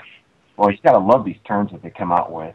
Anyway, Pierre, it's kind of like, people talk about hypothecation, rehypothecation. They throw deliberate, they make it deliberately difficult, so people like ordinary people can't understand what's going on. It's real simple. If you run a family budget, you should be able to run Washington. Sequestration. Exactly. Oh my goodness. What I got out of it, guys, is very, very, very simple. This sequestration thing, I'm just going to clear it off. It equals the emasculation of the U.S. military, period. We can't even fuel our ships. Like the Abraham Lincoln, she's supposed to be ready to undergo, deployment trials for going overseas. She can't go anywhere because, sequestration's coming and no money means no fuel. There's another carrier we have that's in dry dock, I believe, near D.C. She can't get refitted because of sequestration and lack of funds. We go back a few months ago, the Marine Corps is being chopped down to 22,000 plus. We look at DOD losing 800,000 civilian employees coming up March 1st. And it's just all this stuff is happening. And it's like this domino effect. And that's what we're just seeing on the defense end. On the diplomatic end, we're looking at the consolidation of Africa. It's not like we're going to take all of Africa. I mean, South Africa is going to be to the South Africans, and East Africa is probably going to go to our adversaries, but maybe like Mother Russia. But a lot of things are pointing towards the Middle East. All the while, the markets are getting ready to collapse too, which is something that a lot of people still need to keep in mind. Now, where am I going with all of this? It's high time for everyone to start realizing it's time to start playing for keeps. Okay, you got a president, a man who's in a presidency who shouldn't be in there, who's running JSOC, Joint Special Operations Command. JSOC is his little private army, okay? And JSOC's going to do his bidding. And if it means he has to take out some people in JSOC to prove a point, i.e. like what happened with elements of DevGru, SEAL Team 6, that wanted to do the Bin Laden hit, he'll do it. None of that stuff has been coincidental, folks. None of it. And then when you think of gun control, this really isn't about gun control. It's all about people control, the bottom line. And if they can't win the hearts and minds of people over through psych warfare, then they'll do it by force. Oh, and Pierre, man, you are right on the money with that. It's about the control and conditioning of the people. You're exactly right. It's just like how it was in Vietnam. What was the whole point of Vietnam? To win the hearts and minds of the people, basic PsyOps 101. And that's what we're seeing happening now, but on a much more, on a much more detailed level at different levels, like three-dimensional chess. And it's a very, very scary situation. The other thing for us, you guys do your show. I co-host on mine, and there's others out there that are like us, that are broadcast journalists doing what we got to do. What a lot of people don't realize is that we're not going to be on the air much longer. These people got the plan set. CISPA is going to run through whether Congress clears it or not. The president made sure he's going to do an executive action on it. When the CISPA runs, folks, there won't be a Blog Talk Radio. There won't be a Hagmann and Hagmann exposing the enemy or any of the other shows that are out there. You all have to understand just how close we are to the edge. And then spiritually, I don't even know where to begin except to say that has anyone else in a chat room, has anyone been experiencing, emotional disturbances, like you flare up with anger for no reason, there's too much confusion or befuddlement going on, you know something's going on, but you can't put your finger on it because you can't see it, but you can feel it. Am I making sense here? Do you understand where I'm going with this? Oh yeah, absolutely, and I think we've all experienced it. It's at a certain level. I mean, at different levels, I should say, Pierre. Yeah, there's a spiritual disruption. But you see, it's all the more reason what you guys have been saying, to prepare yourselves spiritually for what is going on. And right now, what we're going into is another level of spiritual warfare. Let me tell you something today, folks. I had no reason to be upset. I had no reason to be angry inside. I swear to you, for the last 2 hours of work, it was like hell on earth for me. Inside, I was burning up and I was angry, and I didn't do anything wrong. No one ticked me off. It was like something else flipped the switch. Okay? How about fatigue? I have no reason, believe me, guys, I have no reason to make this up. No, I haven't felt like this in years. What about fatigue, though? Have you been? See, fatigue is another thing that I've been hearing a lot. Between fatigue and anger, or fatigue and emotional, kind of like you're going through male or female menopause, where your emotions are on edge. It's like that spiritually. So I can relate to that. I can relate to that. Yeah. Yeah. So what is it though? What is it? It's a spiritual disruption. Honestly, you're asking me what it is. I think what I'm feeling, I think what a lot of us are feeling, and what's about to come up next month. You see, aside from the physical aspects that the president is going to be traveling to Israel to do his thing there to receive, quote, a medal of distinction, or the medal of distinction from Israel, which I have to scratch my head at. Why is this man receiving a civilian medal of honor, essentially, from a country who he despises, who he doesn't even like, who he wouldn't even give aid to? Hey, Pierre. Let me just mention this. This was discussed with me by somebody very close to me, a good friend of mine, connected into the intelligence venue. The day that Obama will travel to Israel is the day that they picked the lamb for Passover. Does that make you think anything at all? Yes, it does. Actually, it does, because when you think about this, you're really attuned to scriptures. I know you are. is that Passover happened. The last time we realized Passover happened majorly was in the Bible when Christ went to Jerusalem on Passover. Now we're going to see Obama go into Jerusalem on Passover. And what also makes this significant is the connection to Daniel, the book of Daniel, where we will see the anointed one setting up the abomination of desolation. At the same time, or roughly around the same time, if all of you know what's happening at the Vatican now, the cardinals are upping the election date for succession for Peter the Roman. All this is connecting. So we're looking at one of two things happening, or one of three things happening. One, we're going to be seeing the anti-pope coming on stage. That's who he is, the anti-pope, the false prophet, the spiritual leader of evil, the antithesis of what we believe as Christians. We're also looking at the coming on the coming of the Antichrist. What makes that interesting is because he's going to be there in front of us, and no one's going to know who he is until something bad happens to him.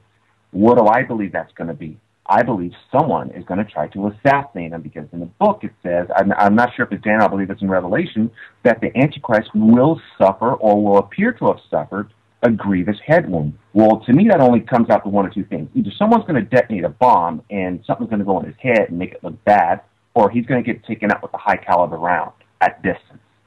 So it's going to be an assassination attempt. He will miraculously heal himself in front of everyone. Thus, everyone drops to their knees and assumes that this man is the living Messiah. At the same time, or a little bit prior to it, Obama is going to be up in Jerusalem, quite potentially setting up the abomination of desolation. What does that mean? I have no idea, because I don't know the future, and it's not going to be revealed until that time. Thus, we need to have discernment and have our eyes open. But that's what I think, in my heart of hearts, that's what I really think is going to happen. Now, everyone's going to have their own point of view. That's just me.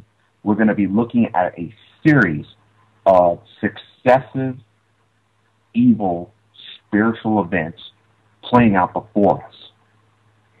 And at the same time, we're going to be seeing civil strife going on in our country and other parts of the world. We're probably going to see see a conflict go from cold to hot really quick. It could be Japan, China, or it could be what's going to happen with Israel and Syria. It's all about to go hot, but these things will happen. Everyone keeps saying, well, I look forward to being, going to heaven and being with the Lord. You know what, folks? Let me just put this out in the open, so if I offend anyone, forgive me. Quit looking to be with the Lord at the end, because all that matters is where you are now, and you need to be thinking about the journey. I'm not one that's going to surrender easily. I know you're not, Doug. I know you're not, Joe. I know some of you people shouldn't be willing to surrender to the enemy. You got to remember, you're going to have to fight. You're going to have to make a stand. And last I remember, Christians aren't people who just lay down and allow the lions to come and eat them. Okay? David didn't. He took down Goliath. I'll use another analogy. The Spartans fought Xerxes at Thermopylae. The 300, I mean, look what they did, even though they all died. But they took the stand. You all need to draw a line and take the stand, and remember that no matter what, you have an obligation to speak out and stand against evil. Quit thinking about the end. Think about where you're at, and think about the journey that it's going to entail. Because it's going to be, it's called tribulations for a reason, folks. It's called tribulations for a reason. So just think about that, okay? I'm not trying to be offensive, but I want you all to think about this, for real. Because those of you who are willing to just take me, Lord, take me, what if he doesn't? Has anyone ever thought about that equation?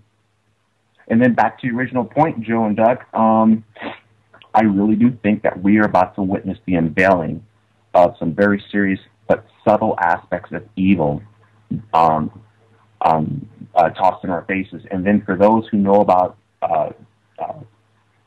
Benedict, Joseph Ratzinger, he's not going anywhere. He's going to stay in Vatican City. And no matter what the International Crimes Court or whatever they're called wants to go in to get him, they can't, because Vatican City is a nation within a nation. They have a Swiss Guard that's very elite. They have the Vatican police. If anyone tries to go in and get him, it's probably going to be a bloodbath. and that would be a very bad day. But that's just what I think, guys. That's just what I think. There's other callers going on that are waiting, but you guys can chew on that for a bit. But that's just my 2 cents worth on this, for real. Well, all right, Pierre, your 2 cents is always well received here, and we appreciate the information. Very wise person, and have your finger on the pulse of what's going on. But by the way, Pierre, sequestration is nothing more than just an across-the-board spending cut. It's a fancy name for what they deferred, the fiscal cliff business here a couple of months ago at the end of the year. What they deferred is now coming to pass in the form of across-the-board spending cuts. They call that sequestration, and it's about to hit set to hit the Pentagon and domestic programs here this week. So, I mean, that's all that is. They might as well just say across the board spending cuts and get rid of the word sequestration. So, I just think I agree with you, but I think at the end of the day, if anyone really wants to know, bottom line, it's the end of the U.S. military as we know it, folks. Without our military's ability to defend us, we don't have much standing in the way of an invasion. We don't.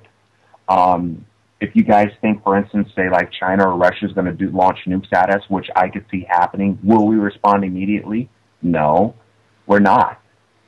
Read Presidential Directive, Decision Directive 60 that William Jefferson Clinton signed. He essentially made a deal with the Russians who were complaining of our strategic nuclear assets always being at the ready. And he just essentially said, hey, guess what? We'll have 50% of our forces at the ICBM complexes, at the SAC air bases, and at our naval bases in port at any given time. And you can hit these places, and guess what? We'll absorb the first strike. We'll absorb the blunt, the brunt of a nuclear strike. Who's to say we're going to be able to respond after that? Because traditionally, folks, in case anyone hasn't remembered or has forgotten, if a launch is coming our way and it's confirmed, we launch back.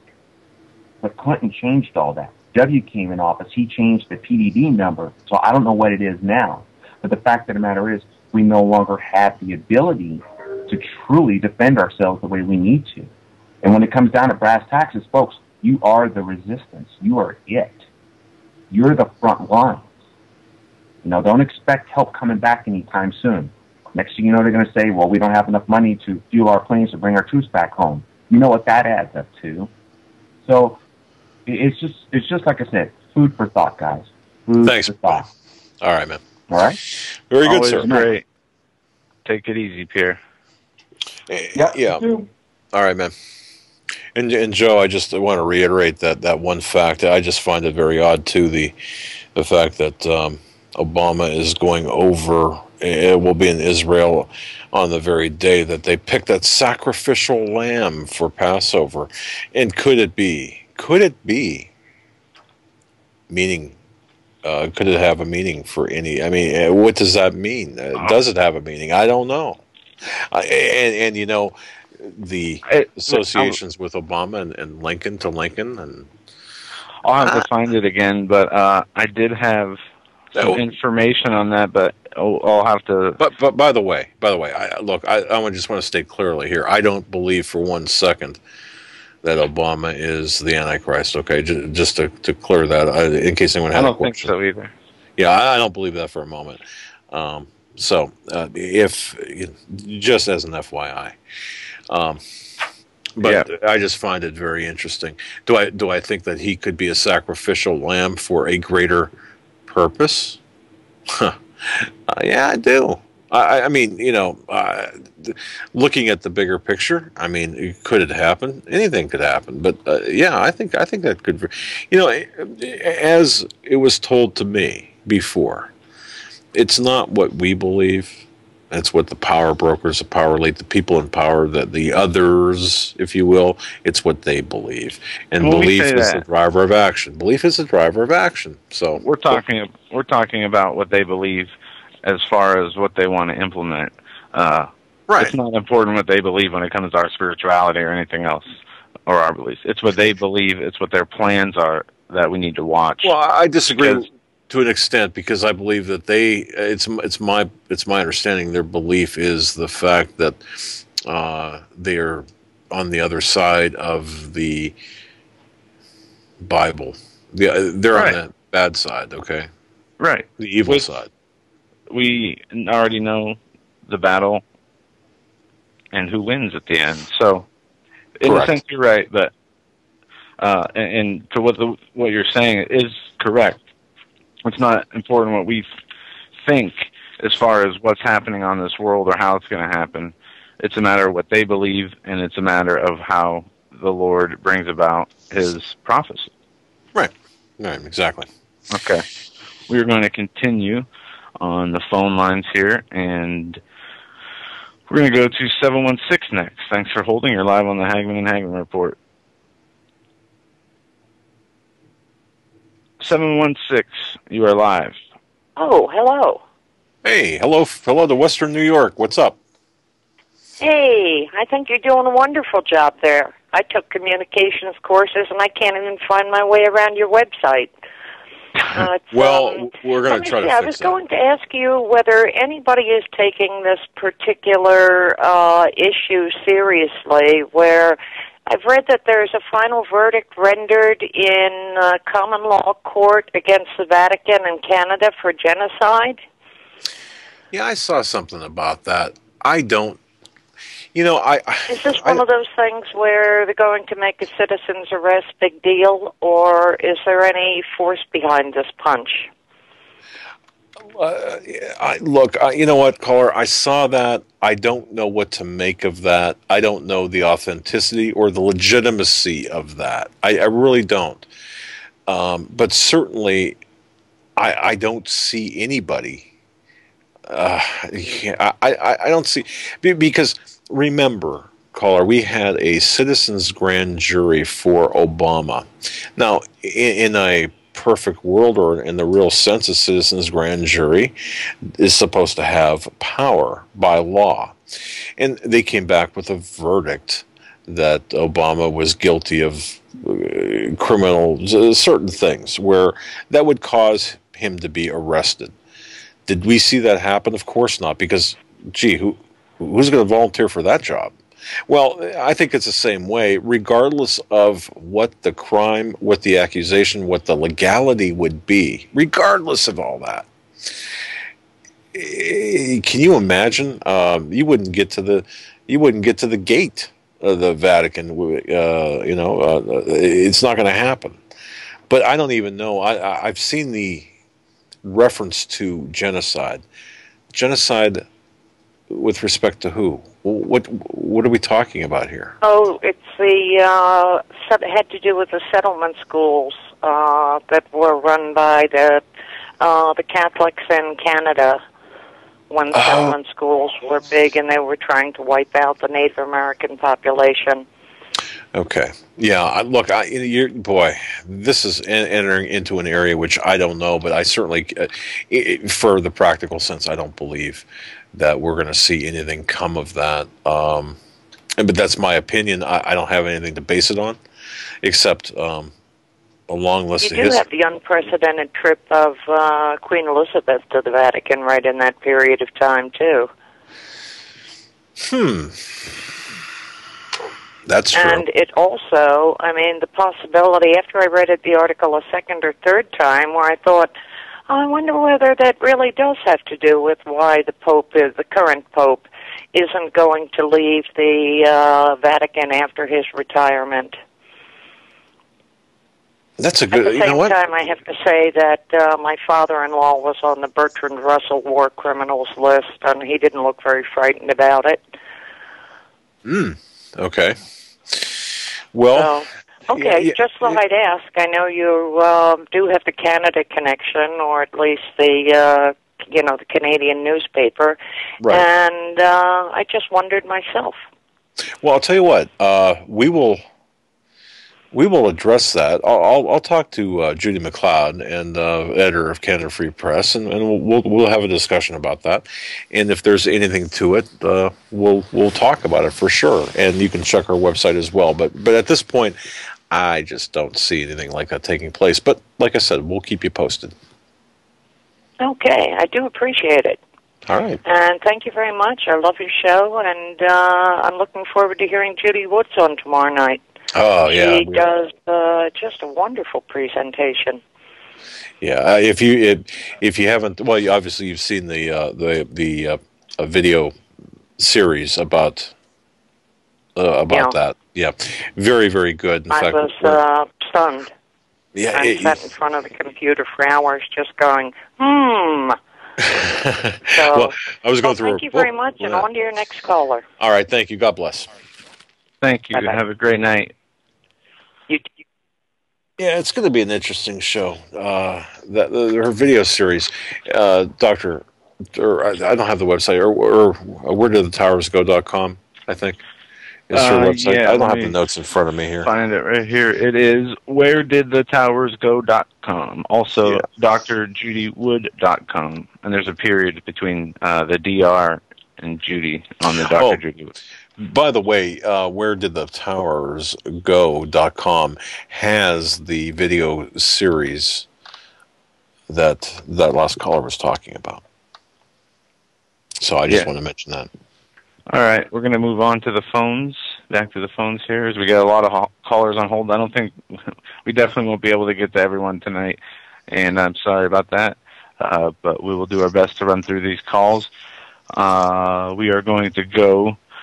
This is not Sheila, but the same area code 856. You're live on the Hagmann and Hagmann report. Hey guys, how you doing tonight? Very well. Doing good. What's on your mind?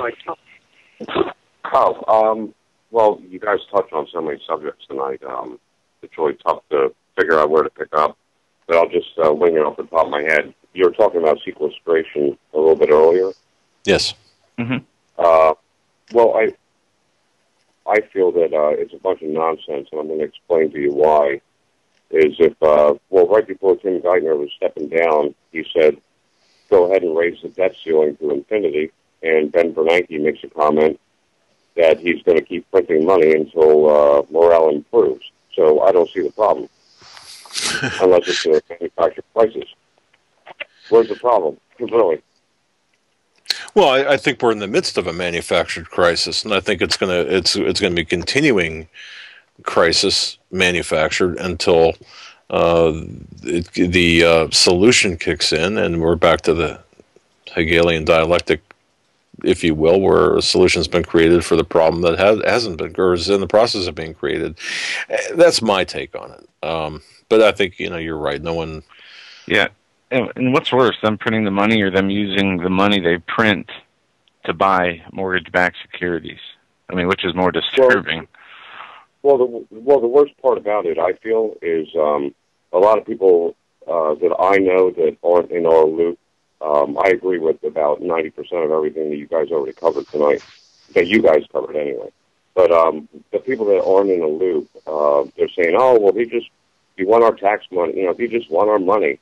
But you don't understand whether taxes are actually, your dues that you pay to England is basically to stay here.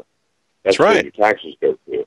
Okay? Now, the second point that I would like to make is you don't want your money. You want to subjugate you. You want to tax you until you start losing property is pretty much what it comes down to. Taxation is could be punitive also. And that's what they're using it as a tool. And my argument always is, well, why do you say that you want your money when you have a printer sitting right next to them? If you want money, you just push a button. Fantastic. Okay? Ask yourself why. And caller, thank you very much, because why aren't people asking themselves, if they have basically the ability to print or add another zero to their digital balance sheet, why do they need our money? And you said it. You said it right out. Absolutely. Yep. Fantastic. So, well, just to expand on it, just to hear more, if you don't mind, just indulging me for a minute. Sure. So that's why I feel that the sequestration is just a bunch of nonsense. But it does have real consequences to it because, like you described earlier, they do control the timeline. They could drop the economy on our heads whenever they want. Because what Ben Bernanke, the federal Tim Geithner, and their collusion in overseas banking cabals well, I'd like to. I'm more or less like to refer to them as an oligarchy. What they've done is they've placed our economy in a suspended animation. So they are controlling the strings now because the dollar is tethered to nothing. It's tethered to it's not tethered to reality. So what they're doing is there's $85 billion a month that the Federal Reserve is printing. I have a very strong suspicion. I know what they're doing with this money. They're buying up the corporations on the stock market. Okay. Now, to expand into that just a little bit further is this. I'm gonna digress for a second, but then I'll hit that point one more time. Our senators and congressmen on the Hill, they do not represent us. They represent the corporate state. They don't represent the United States citizens. We are not represented on the Hill. We can say one thing on TV, go look how they vote. Okay, everybody who voted up NDAA 1867, especially with the damning civilian attachments of 1021, 1030, and 1031. I mean, these should all be tried for treason because right there it shows you that they are not representing you. As a matter of fact, they signed your death warrant. Now, that's part of my argument right there, okay? They don't represent you. They are not beholden to the Constitution. They are there to further the corporate states of America. The United States of America is registered in Delaware as a corporation. And a lot of people don't know that. We live in a corporate state. We don't live. That's why the health care bill went through. It wasn't a matter of constitutionality through the Supreme Court of the United States. It was a business decision. Okay. Go on. So anyway, going backwards to what I was just touching on a few minutes ago about, well, you can't print your way to prosperity. We already know that. We're in a currency war right now, and all nations that are trying to protect or preserve their internal oligarch wealth are purchasing gold. Gold builds nations. Silver is the working class man's currency on the street. But the point I'm trying to make is if they're buying gold, that means that when this whole thing comes apart, you need to lean back on a solid asset or commodity that's going to rebuild their nation. That's how you know that the crash is going to come, and it is inevitable. And that's why all these clowns on the Hill just go along with to get along. And Boehner, you're watching political theater. You are watching all theater. It's all made up. Of course. Yep, it's all very well said. Absolutely, political theater. I mean, he made some some excellent points here from the comment about the income tax. The whole, just to add on to what you said, the income tax was enacted to centralize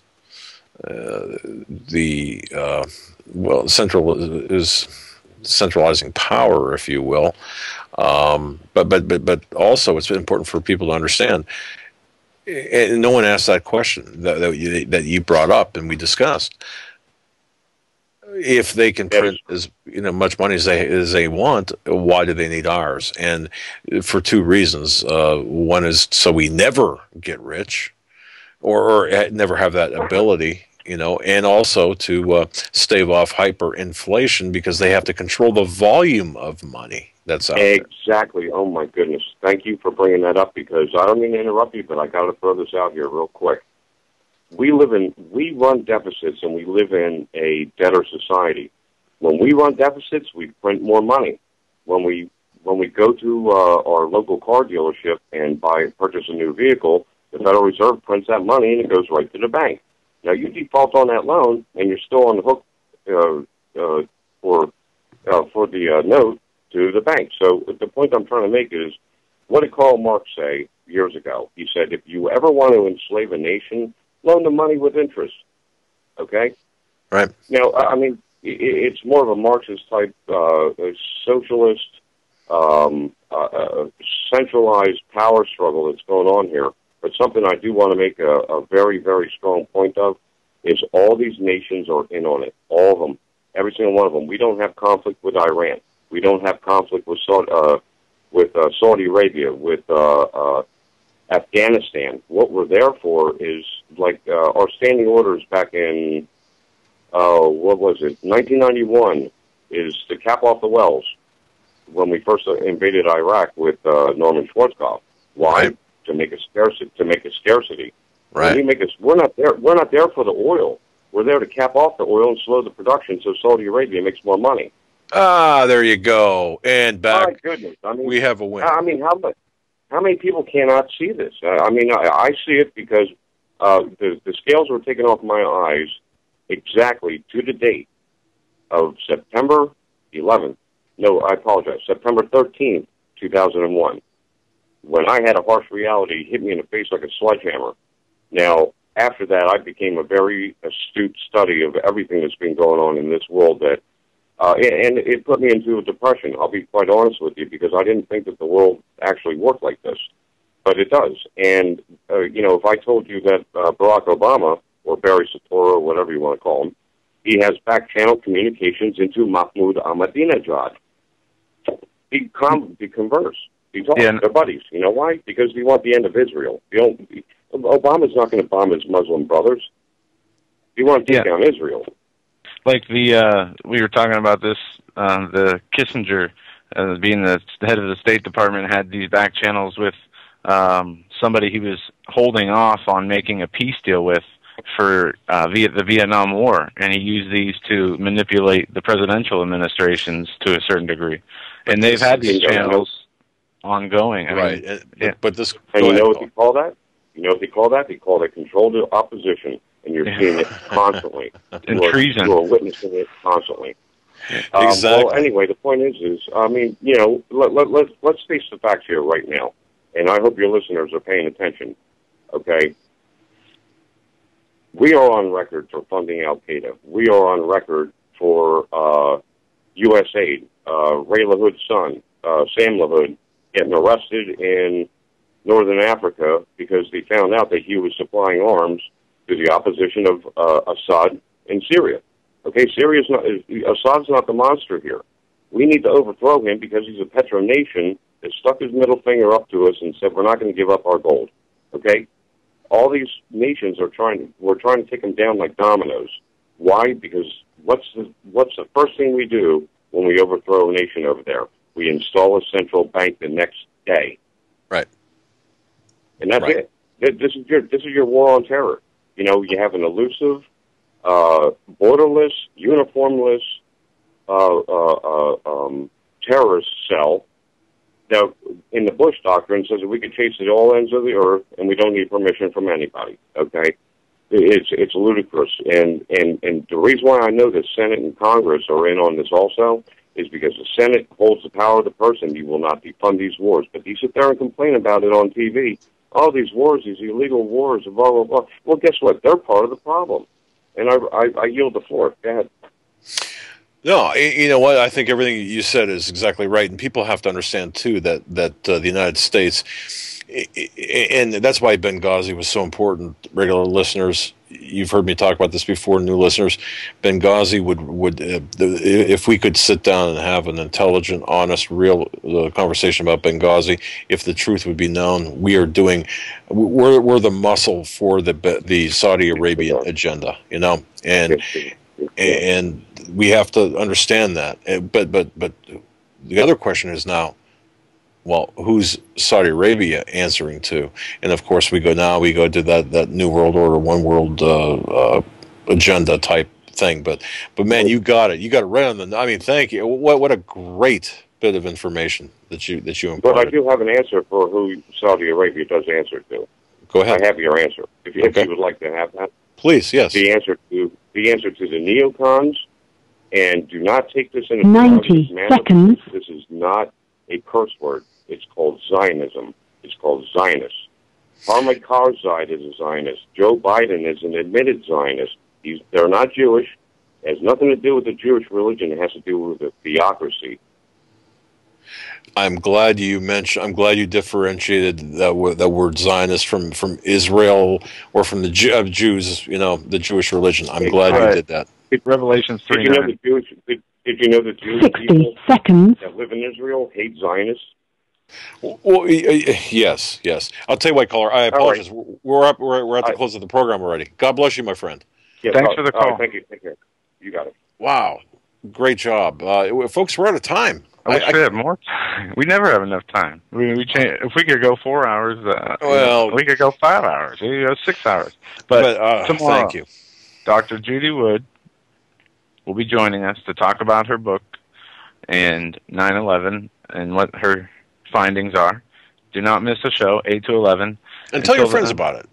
Because it's going to be purely scientific, no conspiracy theory. It's all science. It's all the engineering. It's all the what and the forensic evidence and scientific evidence. And God bless each and every one of you. 10 seconds. Tomorrow night. You guys take care. Have a great, relaxing evening. Get into your Bibles if you have a chance. Good night. And hit your knees. Good night.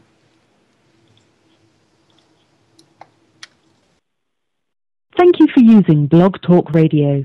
Goodbye.